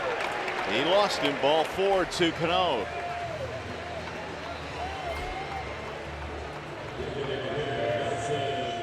Sanchi walked 2 in the second. He's got another one here in the 5th. And Rich Doobie will make a trip out to the mound. The home run by Heredia has tied it.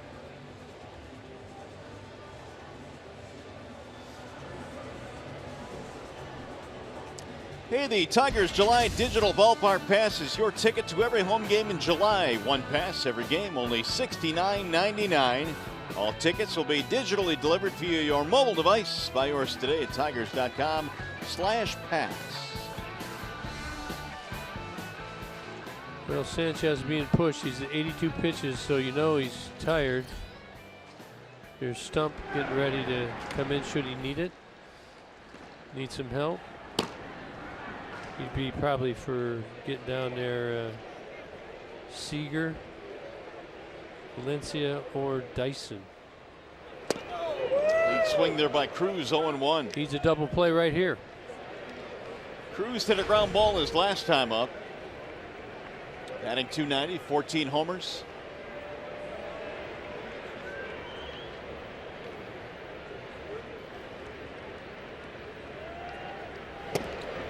Ball low. Sanchez wanted it, didn't get it. Yeah, it's out of the zone. Nelson Cruz, one of the smarter hitters, just from watching him over the years. He's got a good idea. He has a good discipline that he's not going to swing at a pitch that he doesn't want to swing at. Cruz, in some ways, I guess you could label him a late bloomer because he spent a lot of time in the minor leagues before finally getting a big league chance, and has put up big numbers in the majors. It'll get foul. And Nelson is about to turn 37 years old. That'll be on July the 1st. He's certainly got his bat speed. He shows no signs of slowing down at all. Well, it was a couple of years ago, 2014, that he hit 40 homers with Baltimore and turned that into a 4-year deal with the M's. Swing and a miss. He chased up top, and Cruz is out of there. Good elevation right here. He likes the ball down. In on the hands. Running in on the hands. Right underneath. 5 strikeouts now for Sanchez. When you're a hitter, you know, maybe he's sitting there and he's protecting against the slider, against the breaking ball, and then all of a sudden he comes with that high heater. Can't catch up. Here's Kyle Seager. Seager walking a pop-up.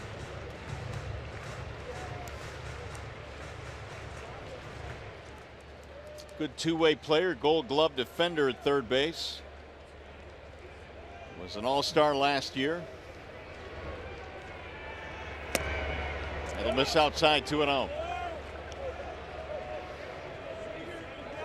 Seattle has tied it up with a 1-out 2-run shot by Guillermo Heredia. His 5th of the year. Tigers had led 2-0.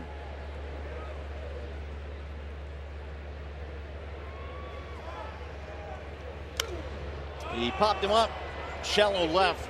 It's going to be Castellanos going back, and that is that. They get a couple of runs on the Heredia homer, though. Coming up for the Tigers, it'll be Cabrera, Martinez, and Upton.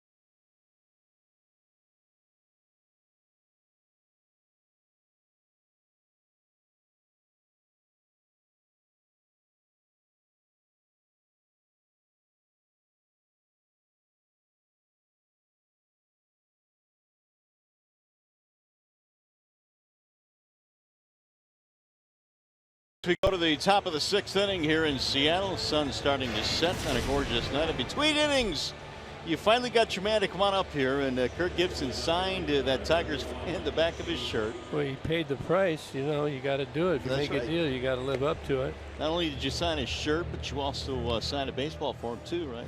With your pen. Nicely done. And he had a couple crickets.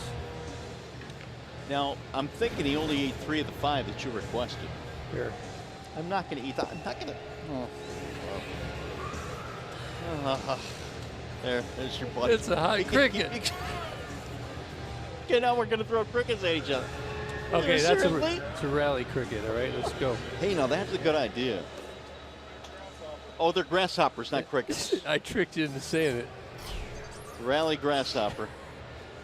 Oh, boy. Well, let's see if we get a couple of runs here. That grasshopper might have to stick around for a few more. Becoming the lucky grasshopper. Hey, Wallside Windows pitching change. Steve Cishek has come on now. Cishek used to be a closer, started down in Miami. Now he's up over here, and he was on the disabled list the first time that we faced him this year. Certainly capable. Throws from down underneath. Pretty much fastball, which is more of a sinker. And he's got a real slider, around 90 miles an hour on the fastball. He'll be right around 80 on the slider. Really tough on right-handed hitters. Miguel Cabrera leading it off against him. He shoots one foul back out of play, and the count now is 0-2 on Miggy. So Cabrera tonight is 0 for 2, ground out, line out. It'll be Miggy, then Martinez and Upton. Cishek couldn't get him to chase. 1-2.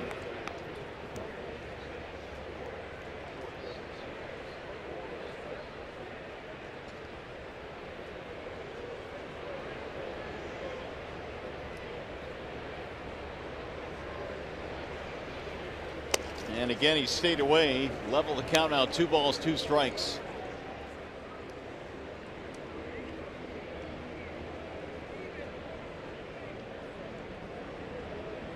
Cishek saved as many as 39 with the Marlins. He used to throw much harder. Bouncing ball to short. Routine there for Motter. And Cabrera is 0 for 3, 1 gone.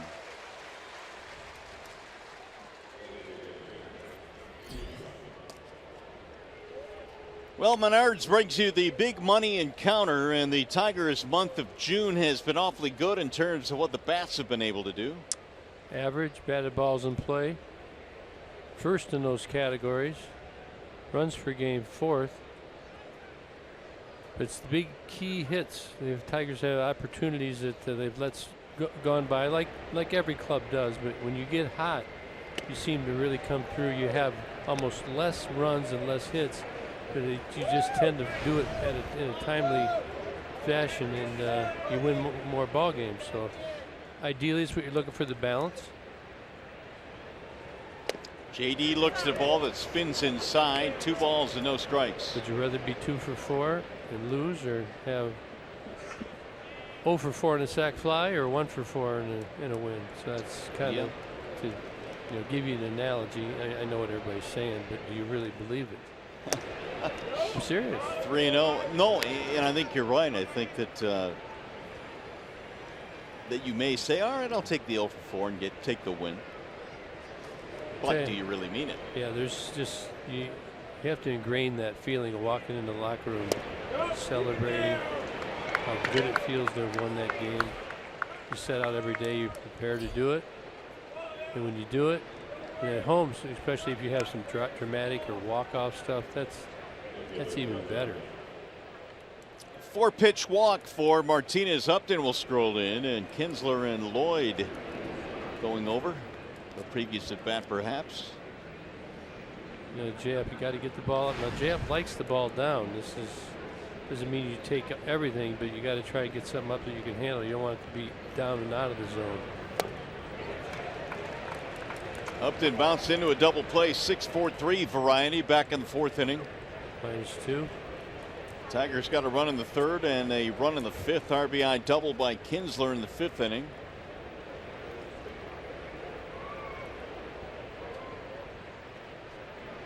Now they go one. He spins one up there. It's a strike call. Well, that one looked nicer, but it comes out of the hand. It looks like it's right at you. J-Up throws.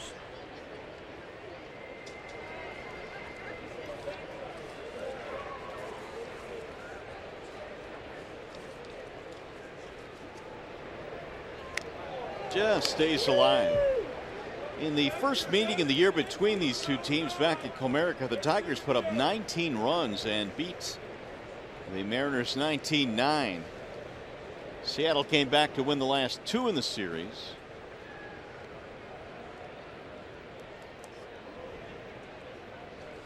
Good job of staying alive right there on J-Up. Slider way off the plate, stayed on it, got a piece of it.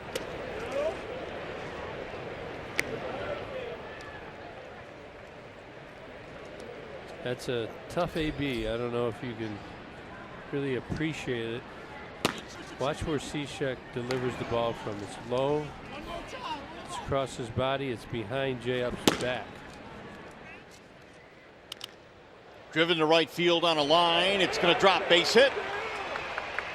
Single for Upton, and the Tigers are in business now here in the 6th inning. A walk and a single. Good boy, J-Up. Going to leave it up to Nick.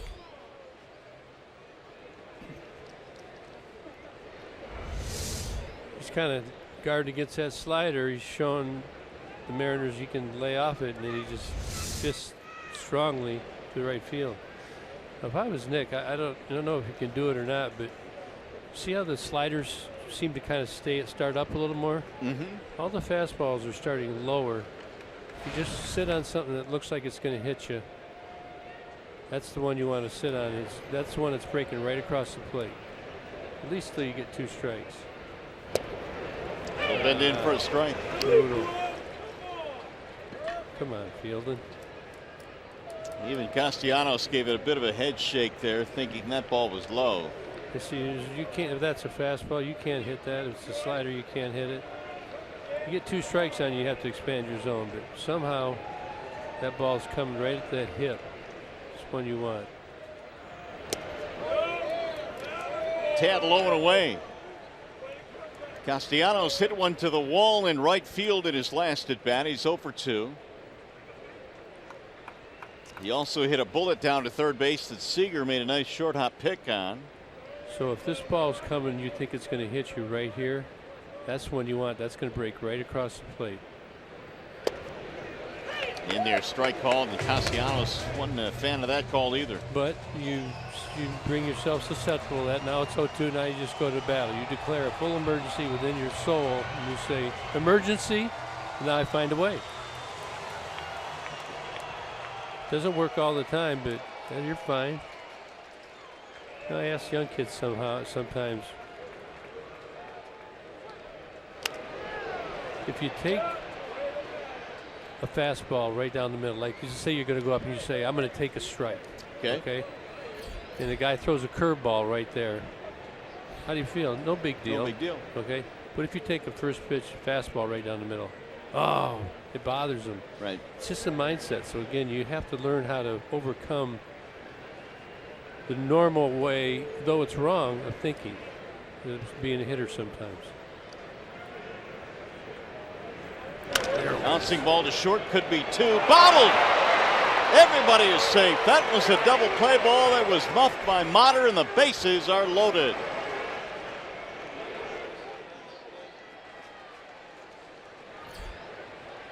An error on the shortstop, Motter. Well, here's what happens. He's trying to go for 2. And J-Up got a pretty good break down there, and out of the corner of his eye, look at here. You can see J-Up pretty good, and he can move it. He knows he's got to get it there quick. Peekaboo, and he drops it. So he's trying to get that feet. It looks like he slipped a little bit. He's trying to rush it. Look at probably a good job by JD there, distracting him a little. Just misplayed it. So Cishek got the ground ball that he wanted, but it's an error on the shortstop, Motter. That's going to be it for the right-hander. Pazos coming in from the bullpen with the lefty Presley due up. Wallside Windows pitching change.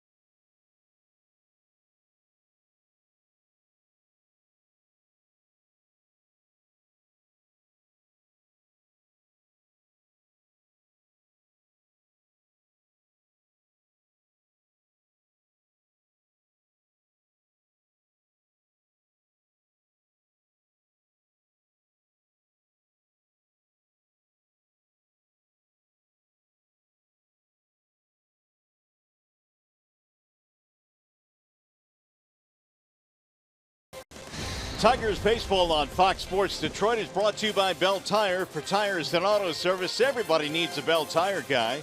And by Chevrolet, the most awarded car company 3 years in a row. Back here in Seattle, the Tigers are threatening now. They've got the bases loaded. Mikey Matuk will pinch hit for Presley. Facing the lefty Pazos. And Mikey looks at a ball high. Well, that's fun. You sit on the bench, you're a role player, and your bases are loaded with the tie score. In the top of the 6th inning, you get to get in this situation. Sign me up. Mott took 2 out of 6 this year as a pinch hitter. He's been swinging the bat much better lately.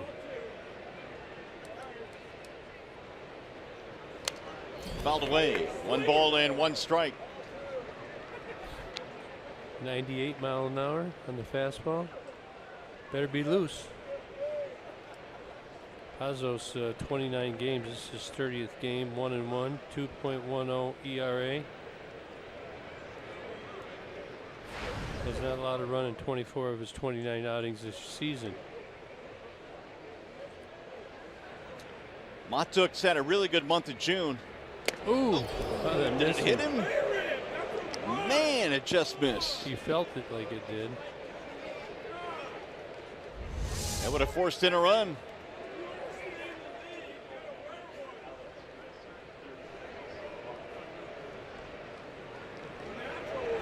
Matuk batting .385 here in June. 2-1 the count.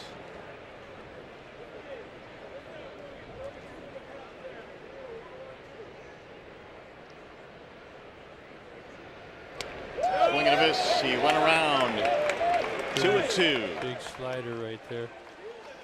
97 mile an hour on the fastball, 82 on the slider. Throws the slider around 30% of the time.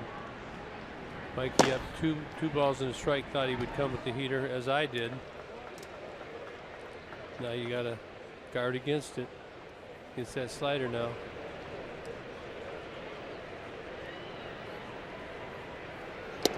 Got him. Strike 3 in the outside corner. Pazos painted the outside part of the plate. 2 gone.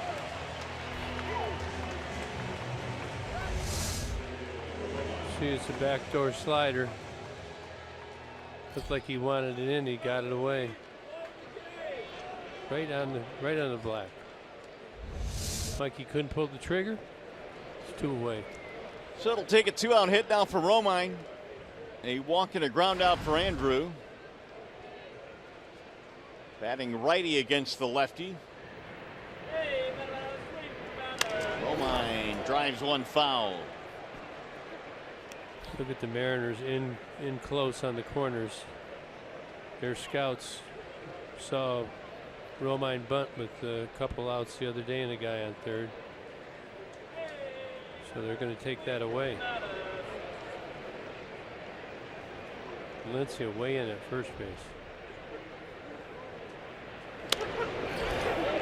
Now it's 0-2 on Romine. He's going to move back now. Walk to Martinez, single by Upton. Castellanos reaching on a double play ball. It was booted for an error.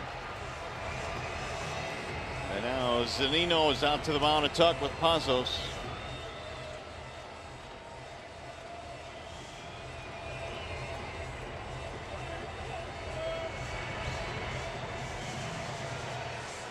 The left-hander acquired from the Yankees.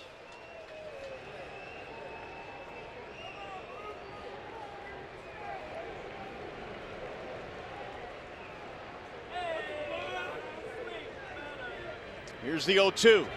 Swing and a miss. He struck him out, and the Tigers will leave him loaded. Pazos comes out of the pen, strikes out Matuk and Romine.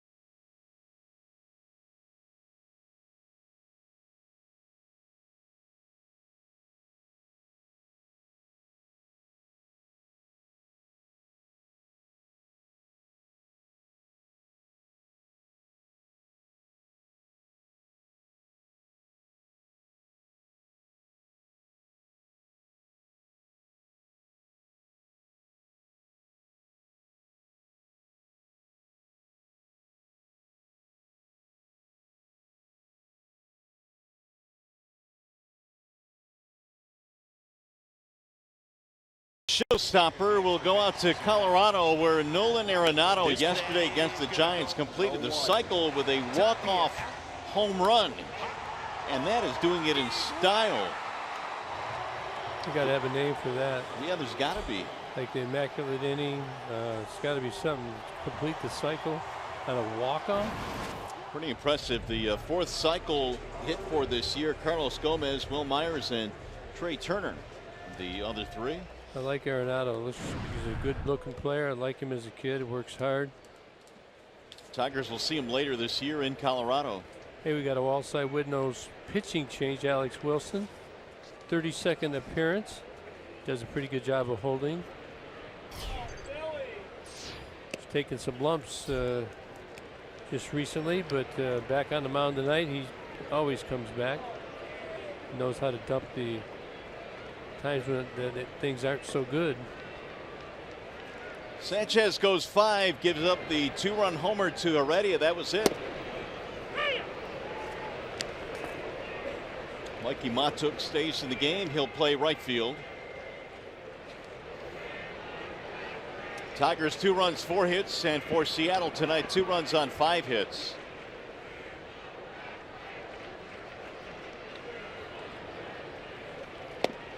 It'll dive in for a strike. Breaking ball there from Wilson. Doesn't throw too many of those, but he did right there. Valencia single and a walk in this game. He has been well traveled.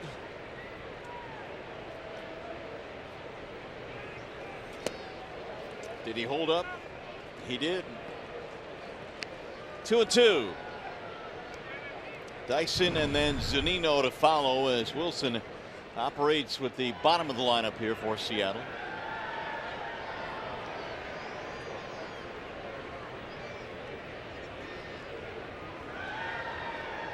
Now the 2-2 swing and a miss. He struck him out. One away. Time for a game break now. Johnny Kane.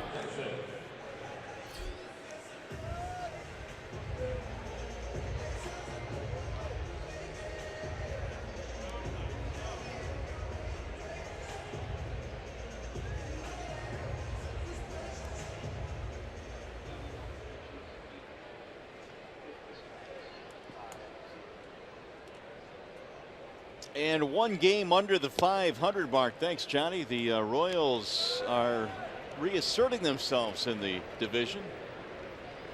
Gerard Dyson, the batter. Here are the numbers again. Minnesota had been leading for the longest of times, but Cleveland has gotten hot now. It'll be interesting to see what Minnesota does.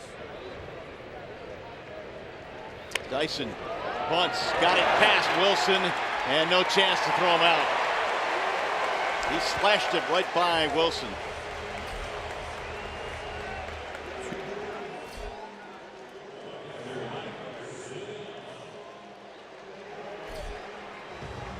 Well, Dyson's smart right here. He sees Kinsler's back a little deep for him, and he's just perfect. Look at, he gets it by the pitcher, and there's no play after this. He's running down there in less than 3.5 seconds. Got to tip your hat on that one. He's going to want to steal. He's got 17 steals, been caught only 3 times. So we're going to have to throw over there. We're going to have to hold the ball on him.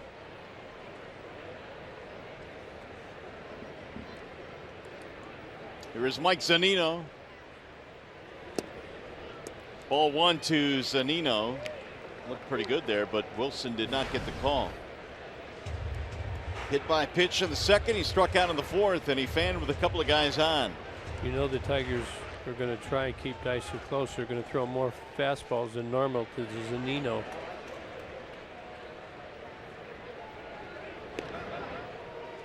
Dyson is 17 of 20. Second in the American League. Cam Maben leads the American League with 21 steals.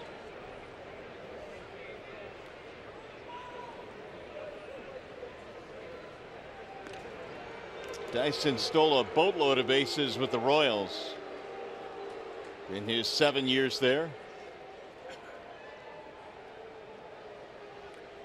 Yeah, he's probably, his success rate's got to be around 85%.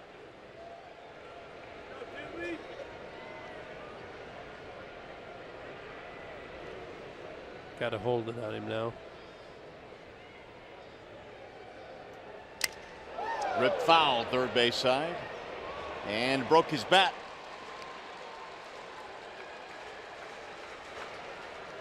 About a 1.08 seconds from the time that Alex Wilson moves and the time that the ball is contacted that time. Again, you're trying to get 1.3 seconds or less, so obviously 1.08 is a very good time. That would give Alex a very fair chance at getting Dyson. If you're Kinsler, who's covering, you want to try and stay deep on the bag so the ball travels. Strike called, 1-2. That was about a 1, even quicker.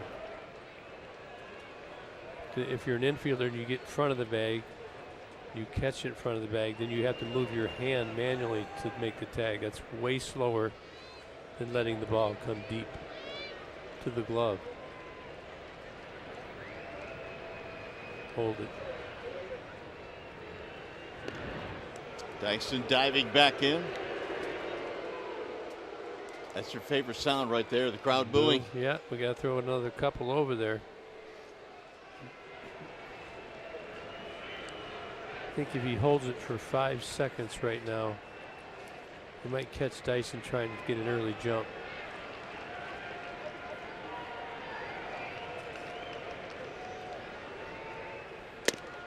Ooh, a little bit high.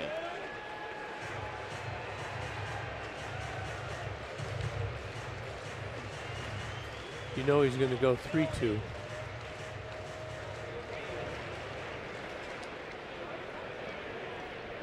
Probably tried the slider right here in the next 2 pitches.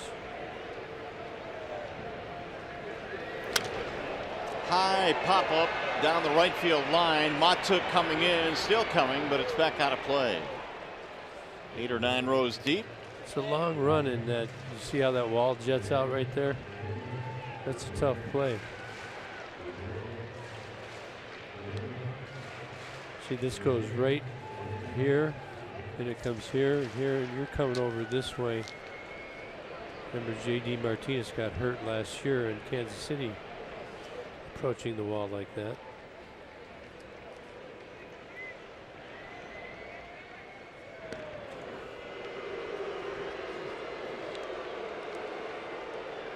They saying yay? My mind they are.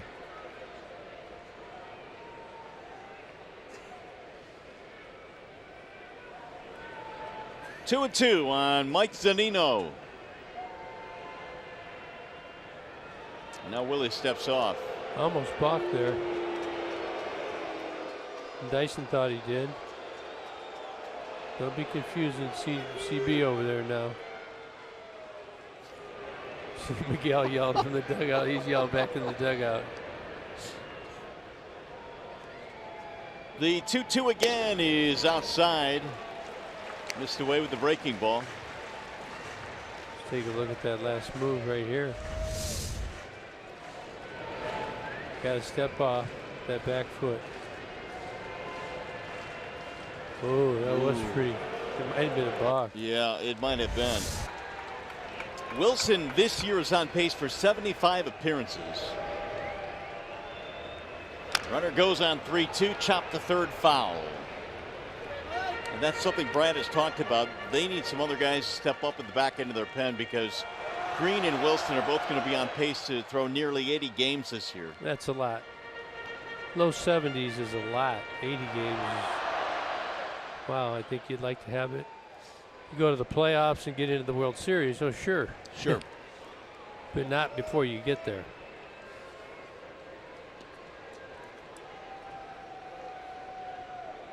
Good old hold and step off here. Pitchers don't like to do that there. They want to throw the ball. Runner goes again, driven deep, left field, way back and gone. Mike Zunino with a rocket over the bullpen and left. Upton never moved.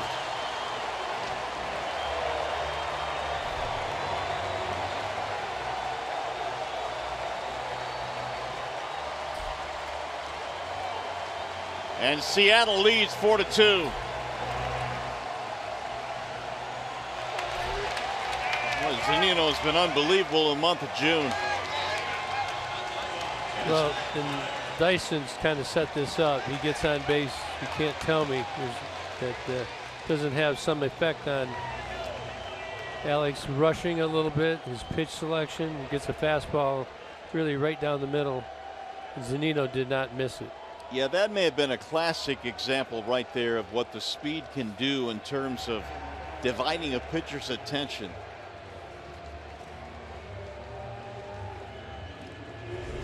Well, here it is. He's trying to get there quick so he can strike him out, throw it out. Looked like it was a cutter. Did not cut very much. Zunino, remember, most of the balls that we've seen inside are pulled foul. There we go. This is the sequence right here. You can see pretty much he wanted to go away. And he paid. Fourth home run of the year allowed by Alex Wilson. The Mariners have their first lead, and now Daniel Stump is warming up again. Second home run of the ball game for the M's. Here's Taylor Motter. Swing and a miss, 0-1. Two two-run home runs. One in the fifth, now in the sixth. Heredia hit his in the fifth inning off Sanchez. And now Mike Zunino, his 8th of the year, 24 RBIs in the month of June. There's a high towering fly ball to left. Here comes Upton.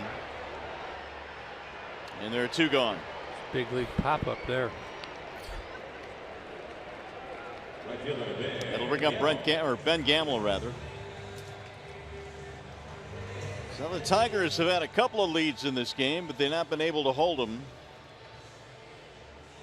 And now Gamble with a single and 3 at bats.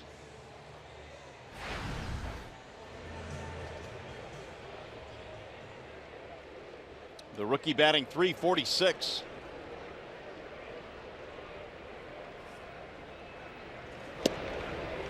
Strike 1. Mariners, as we mentioned, average about 6 runs per game in the month of June, and they're doing a lot of it now without Gene Segura, one of their better hitters on the disabled list. Who may come back this week. Slap foul, 0-2. Mariners have done a good job tonight. When they get their guys on, they're cleaning them up. Two-run home run. Motter led off the inning with a single and came around to score on Heredia's home run. Then Dyson with the infield bunt hit. Zunino brings him around. Tigers have had 2 opportunities and have not capitalized on them today. Swing and a miss. Gamble is out of there, and that will end the inning. But a 2-run shot for Mike Zunino makes it a 4-2 game.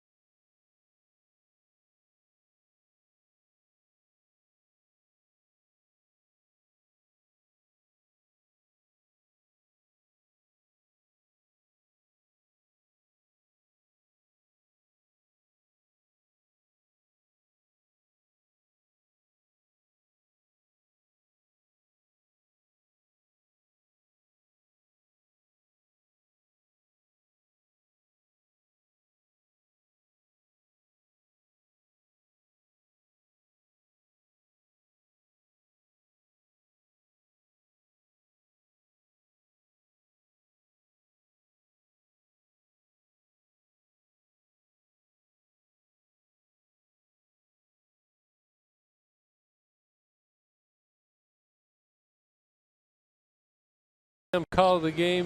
Iglesias, 2-strike hit, gets back with some trickery on the pickoff. Then Ian Kinsler goes down into the left field corner. Perfect base running. This is picture perfect. Outside foot on the inside corner of the bag, as well as third base. He scores easily. That produced a run for the Tigers. Made it 2-0, and now they've been tied 2-0, and another 2-run home run. They trail 4-2. Iglesias in the month of June, how about that? 383. With a 420 on base percentage. He's been on base twice in this game, both singles to right field. They need another runner here. Ball low and away, 1 ball and 1 strike. The one thing to look at here later in this game as we get to the 7th now is the bullpen. Nick Vincent warming up. They have not been very good this year. Their bullpen has struggled. They've given up a lot of home runs. This guy's been pretty good, Vincent, though. Now the 1-1.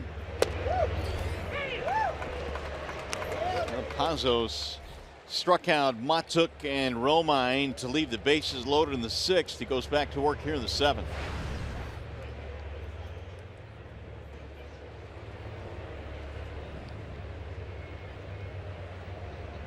Here's the 1-2. Fly ball lifted to center field. That'll be routine for Dyson. And Iglesias is out. First time they've gotten him tonight. Hey, by the way, the can't miss event of the summer hits South Beach when baseball's biggest stars take the field for the Major League Baseball All-Star Game. July 11th only on Fox. Miami this year. Yeah, there's going to be some guys left out again this year. You can see it happening. Just looking over at National League first baseman. They got a ton of them. A lot of all-star worthies. And there'll be more. There seemingly is every year. Here's Kinsler. Doubled in a run in his last at bat. Drives this one in the air to right field. Hit pretty good. It's going to go to the warning track and caught there by Gamble. Ian gave it a ride. 2 gone. They put a charge in it, but this air gets thick at night. Doesn't carry out of the park. Just back to that All-Star game. Let me go on record saying I'm disappointed they took that they were playing for something. It was home field advantage for the World Series, and it's the way I feel about it. And we'll see. Maybe I'll end up liking it. You were in favor of home field for the World Series going to the winner of the All-Star game. Yep. And yeah, that was taken away this year. That rule has been changed. Avila is hit by the pitch. We'll take it. Yeah, he didn't want to do that. Now you're going to bring the tying run to the plate, and his name is Cabrera. It's a good spot to get hit right there.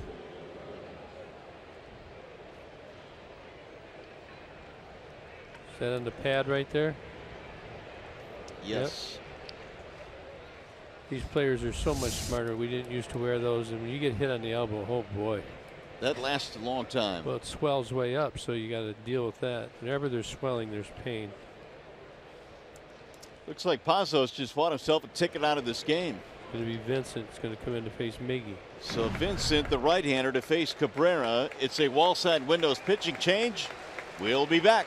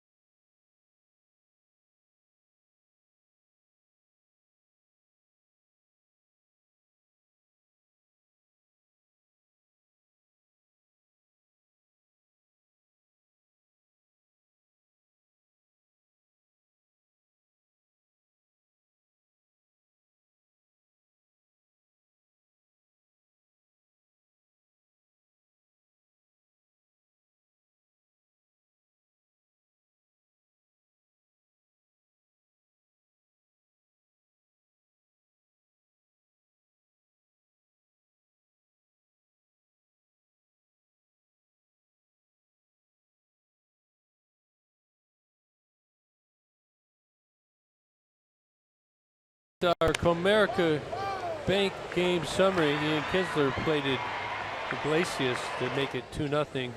Then in the 5th, a home run by Heredia. A 2-run shot tied it up, and then again in the 6th, Mike Zunino, after Gerard Dyson had a bunt hit, another 2-run shot, and that has put the Tigers behind 4-2 as we're in the top of the 7th. Well, the 2-out hit batter Avila will give a chance to Miguel Cabrera now. And Miggy's 0 for 3. Lots of cutters here. Fastball, cutter, cutter, cutter, cutter, cutter, cutter. Vincent throws strike 1. Got to give him credit. That's a good pitch to Miggy right there. It's borderline, borderline. Vincent's numbers on the year. ERA of 195. Doesn't walk anybody. He's got great location. 0-2. Cabrera beefing now with Fielding Culbreth. Green and Stumpf in the Tigers bullpen. Vincent way over to the right side of the rubber.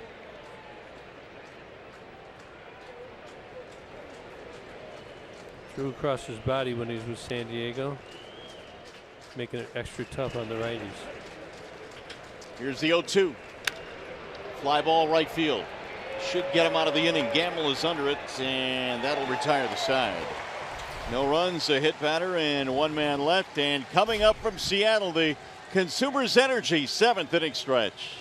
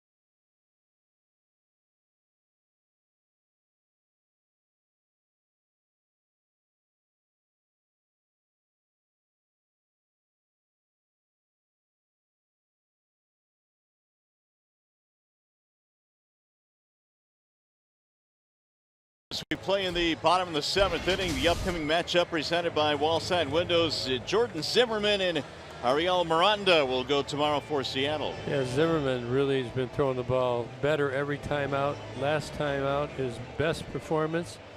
And though that ERA is 5.35, he's trending in the right direction. Daniel Stumpf has come on now to take over for the Tigers, and it's a strike called on the batter Heredia. 8th game, you see not many innings, just recalled on June 3rd again. So he's been up for a couple weeks. Changeup missing low, 1 ball and 1 strike. Got to find a way to keep him off the board anyway. A rather beefy part of the lineup in this inning. You've got Heredia, Cano, Cruz, and then Seager if anybody gets on. A 2-run shot off Sanchez by Heredia tied the game in the 5th inning, and then the 2-run shot by Zunino put them ahead. The 1-1.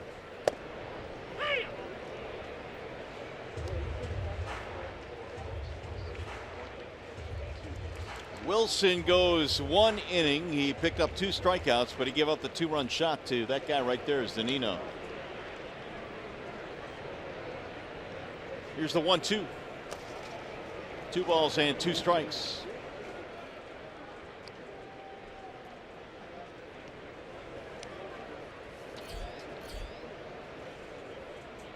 You can see the damage really Dyson and Zunino. 3 for 5. Zunino hit the home run and there up top. Heredia's got the 1 for 3 with the home run. Sliced over the head of the second baseman Kinsler. It'll go to the gap. Matuk cuts it off, and he's going to hold him to a single. Nice play by Mikey Matuk. That ball looked like it had double written all over it. That had turbo boost on it, I'll tell you that. This ball just over the head of Ian Kinsler, and it picked up speed. But this pitch is supposed to be, I believe, inside, and he doesn't quite get it in. And he put a charge in it. Look at it, he shuts it out. This is a good play by the runner, Heredia. He's reading Mikey Matuk. He comes up with it, throwing quickly, and he respects that arm. But generally, you would be aggressive like this and maybe try it with the 2-run lead. But he shuts it down. His read was probably a little better than mine up here. Cano looks at ball 1. The 3, 4, and 5 hitters tonight for Seattle. Cano, Cruz, and Seager do not have a hit. They have a couple of walks. But they're trying to lengthen their lead here in the 7th inning. They've stolen 2 bases on the Tigers tonight. They have to keep them close. Outside 2-0 on Cano. That single by Heredia, the 8th hit tonight for Seattle.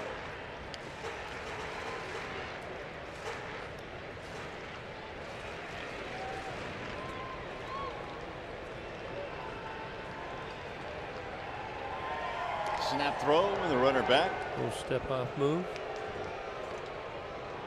Heredia is 1 for 3 this year in stolen base attempts.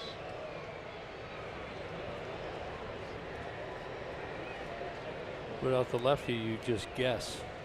You go first move.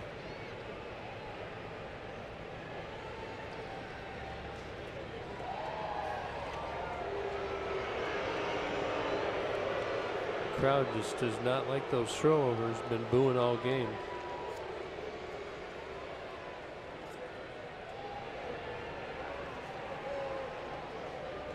Four to 2 Seattle. We're in the 7th. 2-0 on Robinson Cano.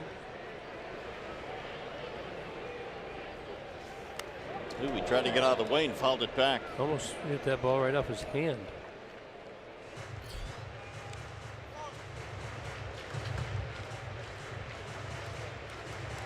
Guessing strike. Cano last year had a huge year. 100 runs scored, 100 RBIs. He's had a lot of those in his career.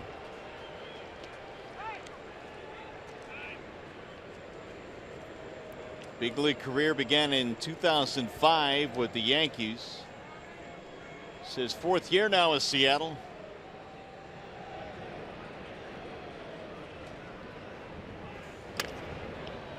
Shallow fly ball down the left field line, slicing, and Castellanos able to get it. Nick with a tough play back to the infield, able to squeeze it. 1 gone. A Friday, June 30th, the Tigers host the Indians at 7:10 p.m. Fans are invited to stay after the game. You'll see a fireworks spectacular. For tickets, call 866-66-TIGER or visit tigers.com. Can't get better than that. The Indians in town and fireworks after the game. So here is Nelson Cruz. Pretty good play by Nick right there. You move so much with the shifts and everything. Had to get on his horse, got to the right spot.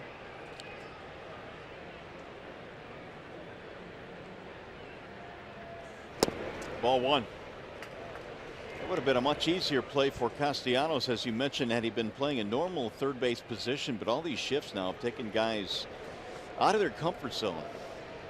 That's why I like the hit and run. You make guys move because they're used to being at their normal position to make all plays. Though they do prepare to be out of position, it's not. They haven't been there to be comfortable doing so. I mean, they haven't been shifting for that long. So everybody remembers the old conventional, everybody at their position. 2 balls, 1 strike on Cruz. Struck out his last time up. That was against Sanchez. In fact, Donovan got him 3 times. Strikeout, ground out, fly out. Well, if you're Brad right here, you got to kind of look ahead what your options are. Here's a ground ball to second. This could be 2, 4, 6, 3, a double play. That helps. That'll end the inning. No runs, 1 hit, nobody left. Tigers baseball tonight, presented by Bell Tire.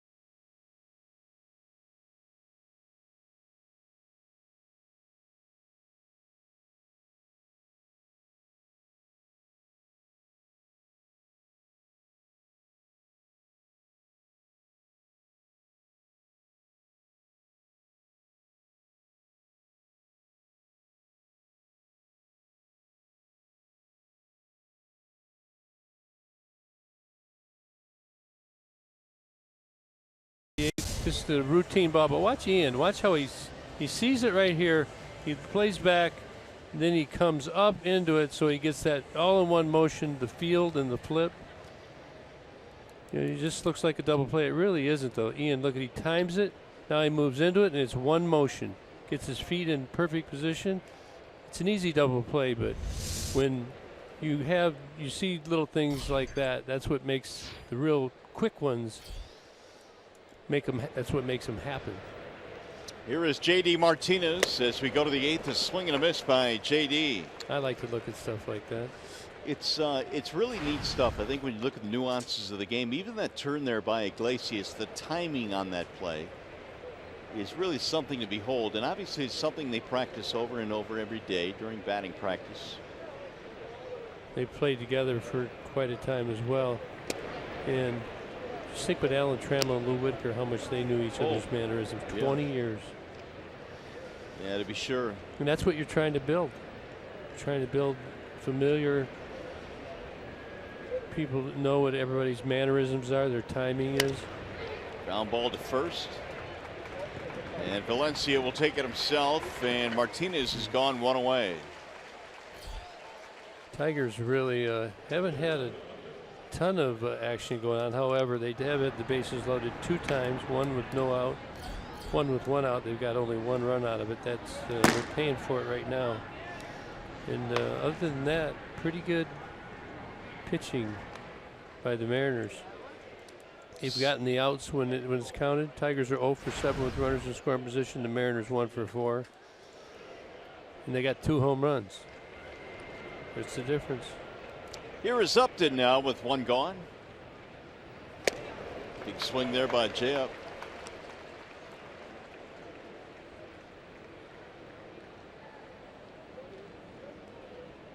Vincent came on to get the fly ball from Cabrera. He has got Martinez here in the 8th.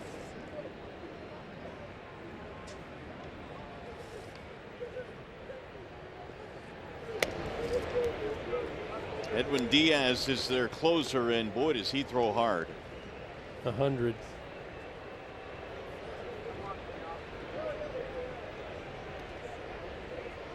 Looks like he'll be coming in for the 4-out save if something happens, huh? He's heating up. Vincent left that one high. So Diaz starts to loosen up in the Seattle pen. Fastball average is about 97.5. That's average. Here's the 2-1. Another healthy rip there by J.Up.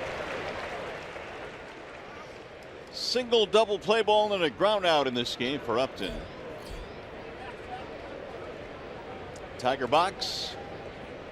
Only 4 hits. I mean, you look up and it's kind of hard to believe you're in the 8th inning here. It seems like the Tigers have had more than 4 hits, but not so. Okay, Vincent throws an invisible ball. On a line to center field right at Dyson. That ball was tattooed. 2 gone. Check in now with Trevor Thompson. Well, Mario, looking back, we know how Brad Ausmus referred to that 6-game homestand where the Tigers went 2-4. He called it crappy. Looking ahead, I asked Andrew Romine about this road trip. He called it vital.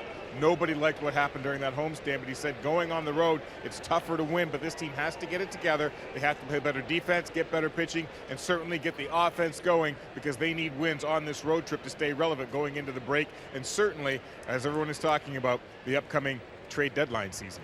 No doubt, Trev, and I think if you look at this road trip, as Castellanos looks at a strike, I mean, you're taking on a couple of teams right now that are sub 500, and in terms of San Diego, your next opponent, they're 28-42. So yes, you're on the road, and yes, it's the West Coast, but yes, they're winnable games. You would have to look at the Sam Gaviglio and think that Tigers would get more than 2 runs. Right. He threw some good pitches. He's very technical, and he moves the ball around. But you can't let guys off the hook. Bases loaded 2 times. Got to get more than 1 run out of that.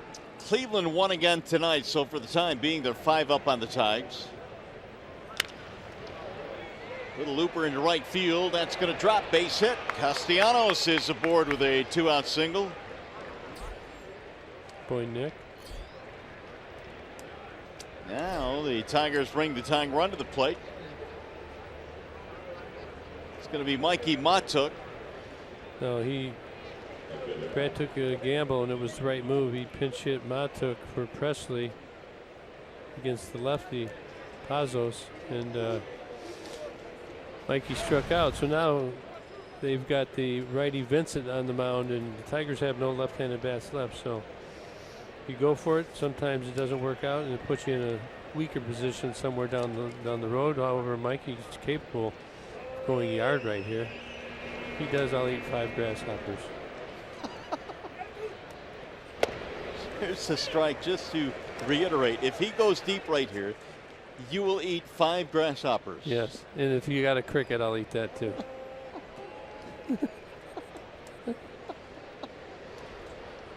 I'm serious. I know you are. That's the great thing about this. Come on, Mikey. That's fouled back out of play. Gosh, I wanted to do it. 0-2.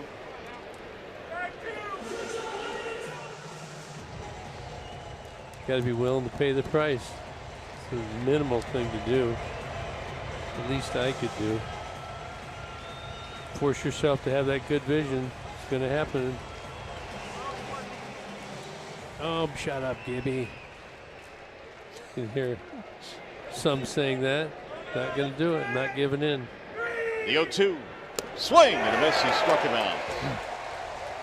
So Matuk fans to end the 8th. No runs, 1 hit, 1 left. Here come the M's in the bottom of the 8th.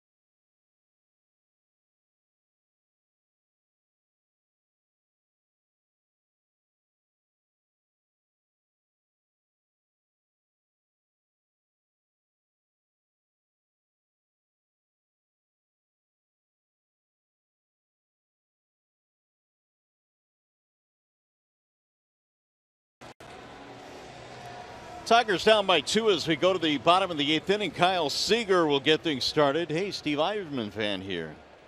An Yzerman jersey here in the Great Northwest. Someone nice. From Detroit, obviously. 4-2 Seattle. It's going to be Stumpf against Seager here in the bottom of the 8th. Then Valencia, then Dyson. And the first one is outside, 1-0.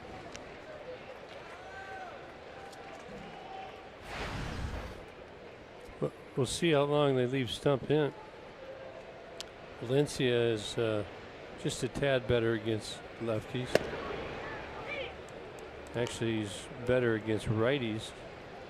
Dyson better against righties. Zunino better against lefties, so he might push him through for 2 or 3 batters.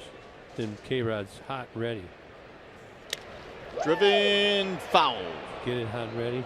I get it. It's great synergy right there.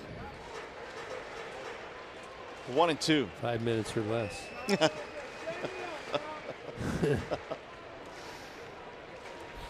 Seager walking a couple of pop-ups in this game. There's the defense they play against him. Kinsler moving to the grass. Now the 1-2. 2 balls and 2 strikes on Kyle Seager. Seager's gone 5 straight years of 20 or more home runs. He has hit only 7 so far this year.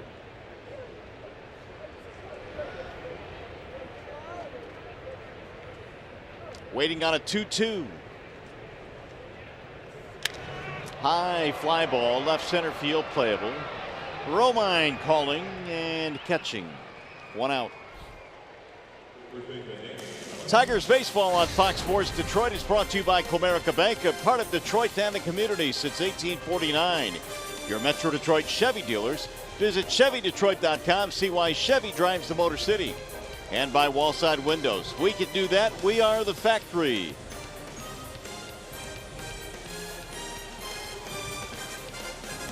It's going to be it for Daniel Stumpf. He will depart the scene. With 1 out, we'll be back in a 4-2 ball game.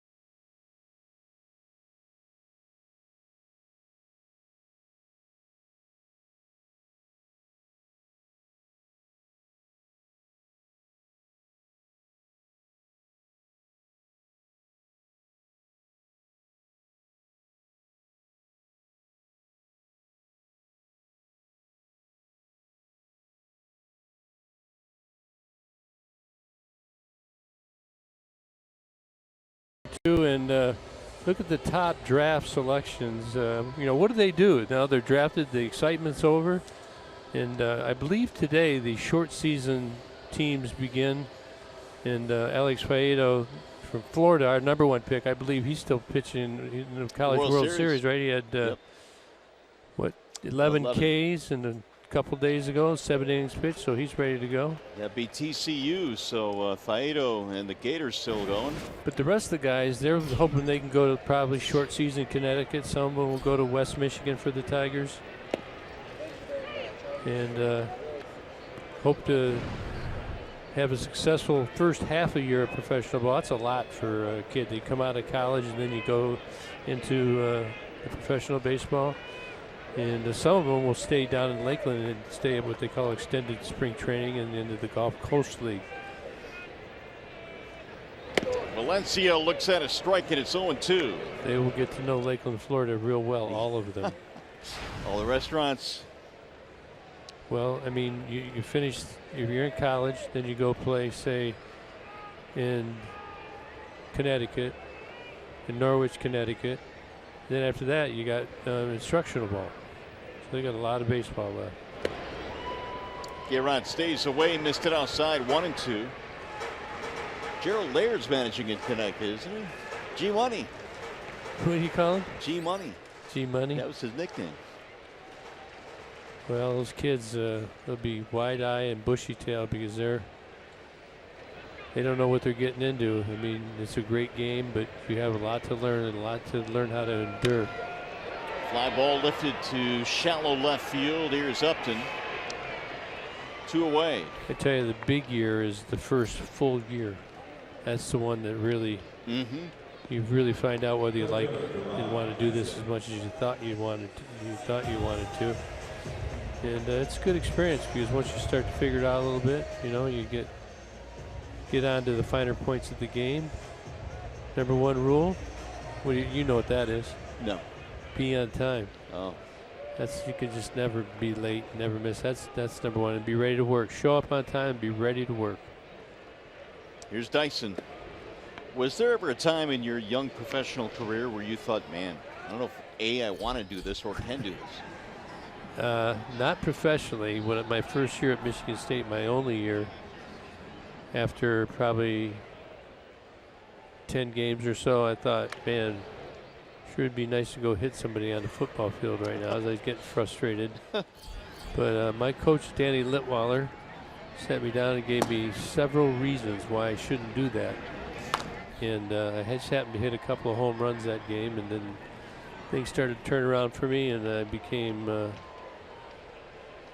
somewhat friendly with many scouts after that. And the rest is history. Is part of history. Dyson, the batter here with 2 outs. Frankie Rodriguez trying to get the final 2 outs here in the 8th, keep it a 2-run game.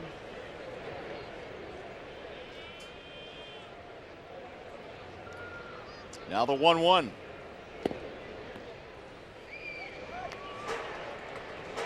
Edwin Diaz will come into the game when we get to the 9th. You can see that right here, Iglesias, he's moved in a little bit because Dyson runs so good. He will creep in more on the pitch. Ripped down the right field line. It's going to get down a base hit. Dyson wide turn. He's going to hold up. That is his 3rd hit of the night. All singles for Gerard Dyson. He gets out of the box very quickly. Puts the pressure on the outfielder, Matuk. And Mikey's pretty good. He got over there and did the reverse pivot. Good Dyson. He's going to get right out. He broke his bat. It's off the end of the bat. Good reverse pivot by Mikey. Taking his time and putting it right on the money. Now here is Zunino. He's going to try and steal here, I promise you that.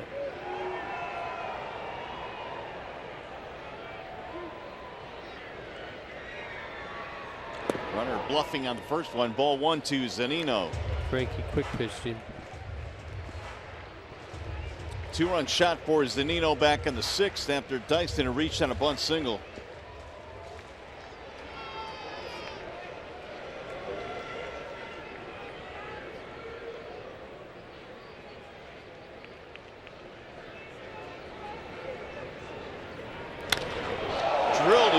field. On the run is Romine, and is gone. Another home run for Mike Zunino, a 2-run shot. And it's 6-2 Seattle.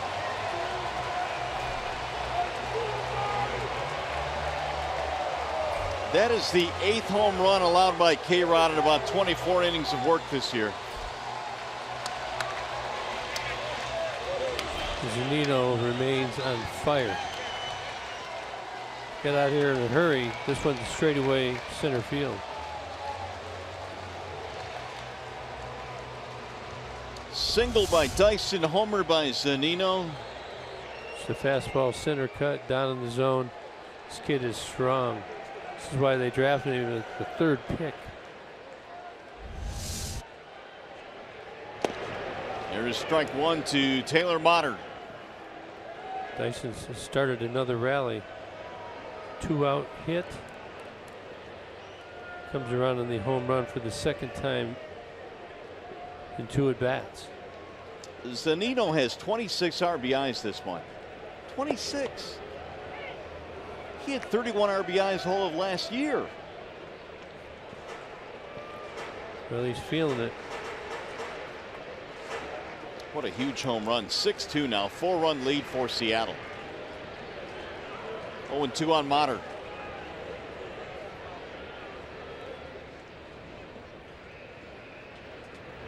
That'll bounce in. And that one came up and got a velo.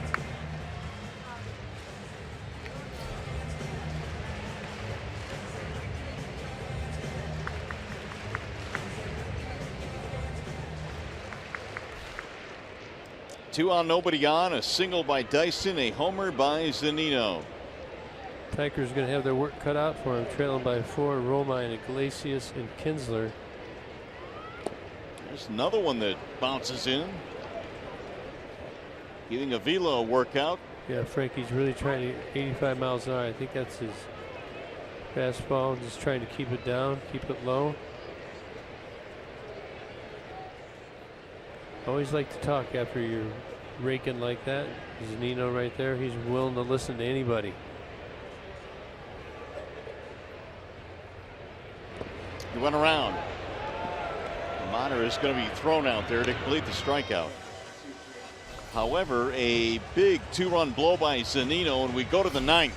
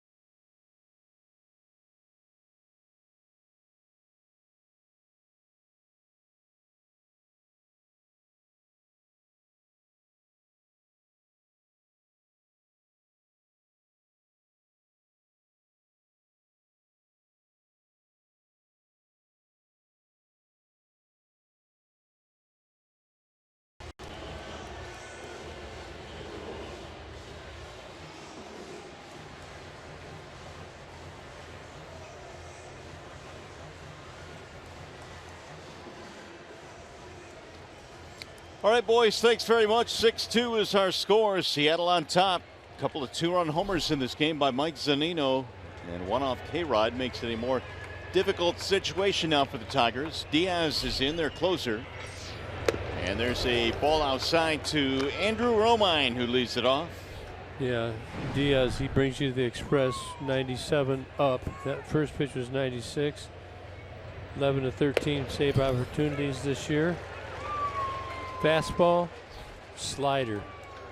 That's all he throws. But he's got a lively heater. He's got a golden arm. This is not a save opportunity. Half swing, grounded back to the mound. Diaz will throw him out. One gone. Fans, vote today, vote tomorrow. Vote your Tigers for the 2017 All-Star Game with the eShirts MLB All-Star Game ballot. Vote at tigers.com/vote. And catch all the excitement of the 88th MLB All-Star Game presented by MasterCard July 11th live on Fox. Now Iglesias with one out. 2 out of 3 tonight for Iggy. A couple of singles and a run scored. Little dart low and away at 99 miles an hour. Yeah, he's pretty much going to just come at you. You got a 4-run lead. Not going to trick you too much. Certainly wants to get that first strike.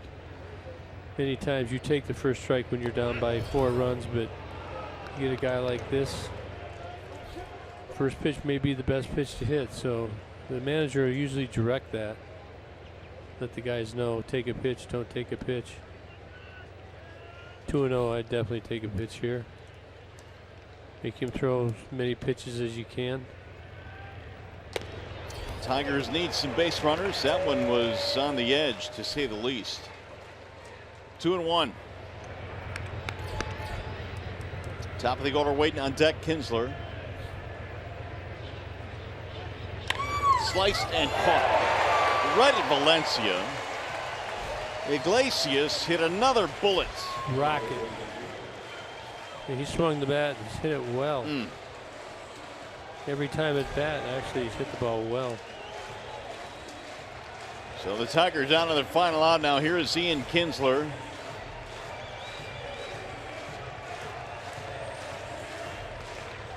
$21,517 in attendance tonight here at Safeco Field. And those that have remained are on their feet. Ian with a walk and an RBI double in this game, and he'll take ball 1. Taken all the way.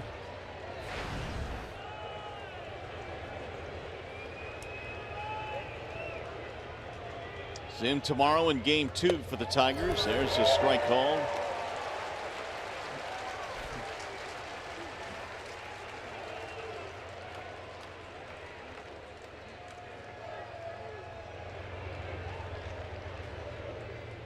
Way outside. 2 balls and 1 strike.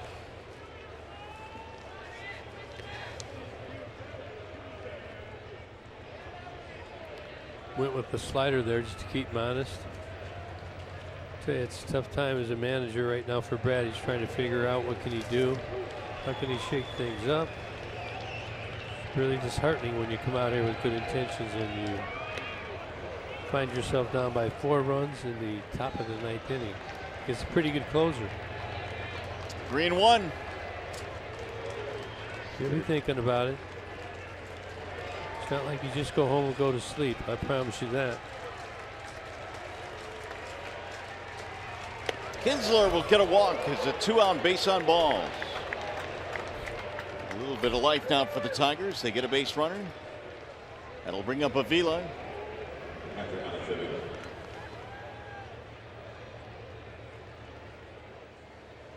Need another and another after that, and we get the tying run to the plate.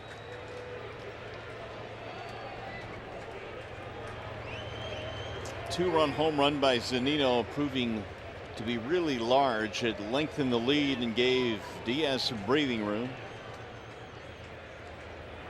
Avila hit by a pitch in his last at bat. Runner will take second with no throw. Strike 1. Defensive indifference means no stolen base.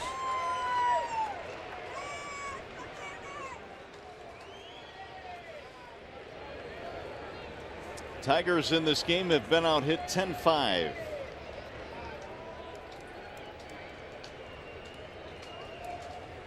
Here's the 0-1. Threw right by him up and in at 98. 0-2 on Avila.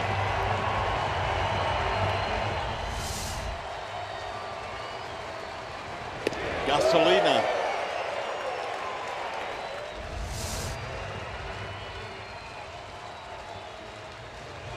Now the Tigers down to their final strike. They're going to keep it high. You can bet on that. Got him. Strike 3 to win the ball game. Avila strikes out. Diaz does the job, and Seattle a winner tonight by a score of 6-2. Now we send it to the Call Sam Studios. Johnny Kane and Craig Monroe. Tigers Live postgame starts right now.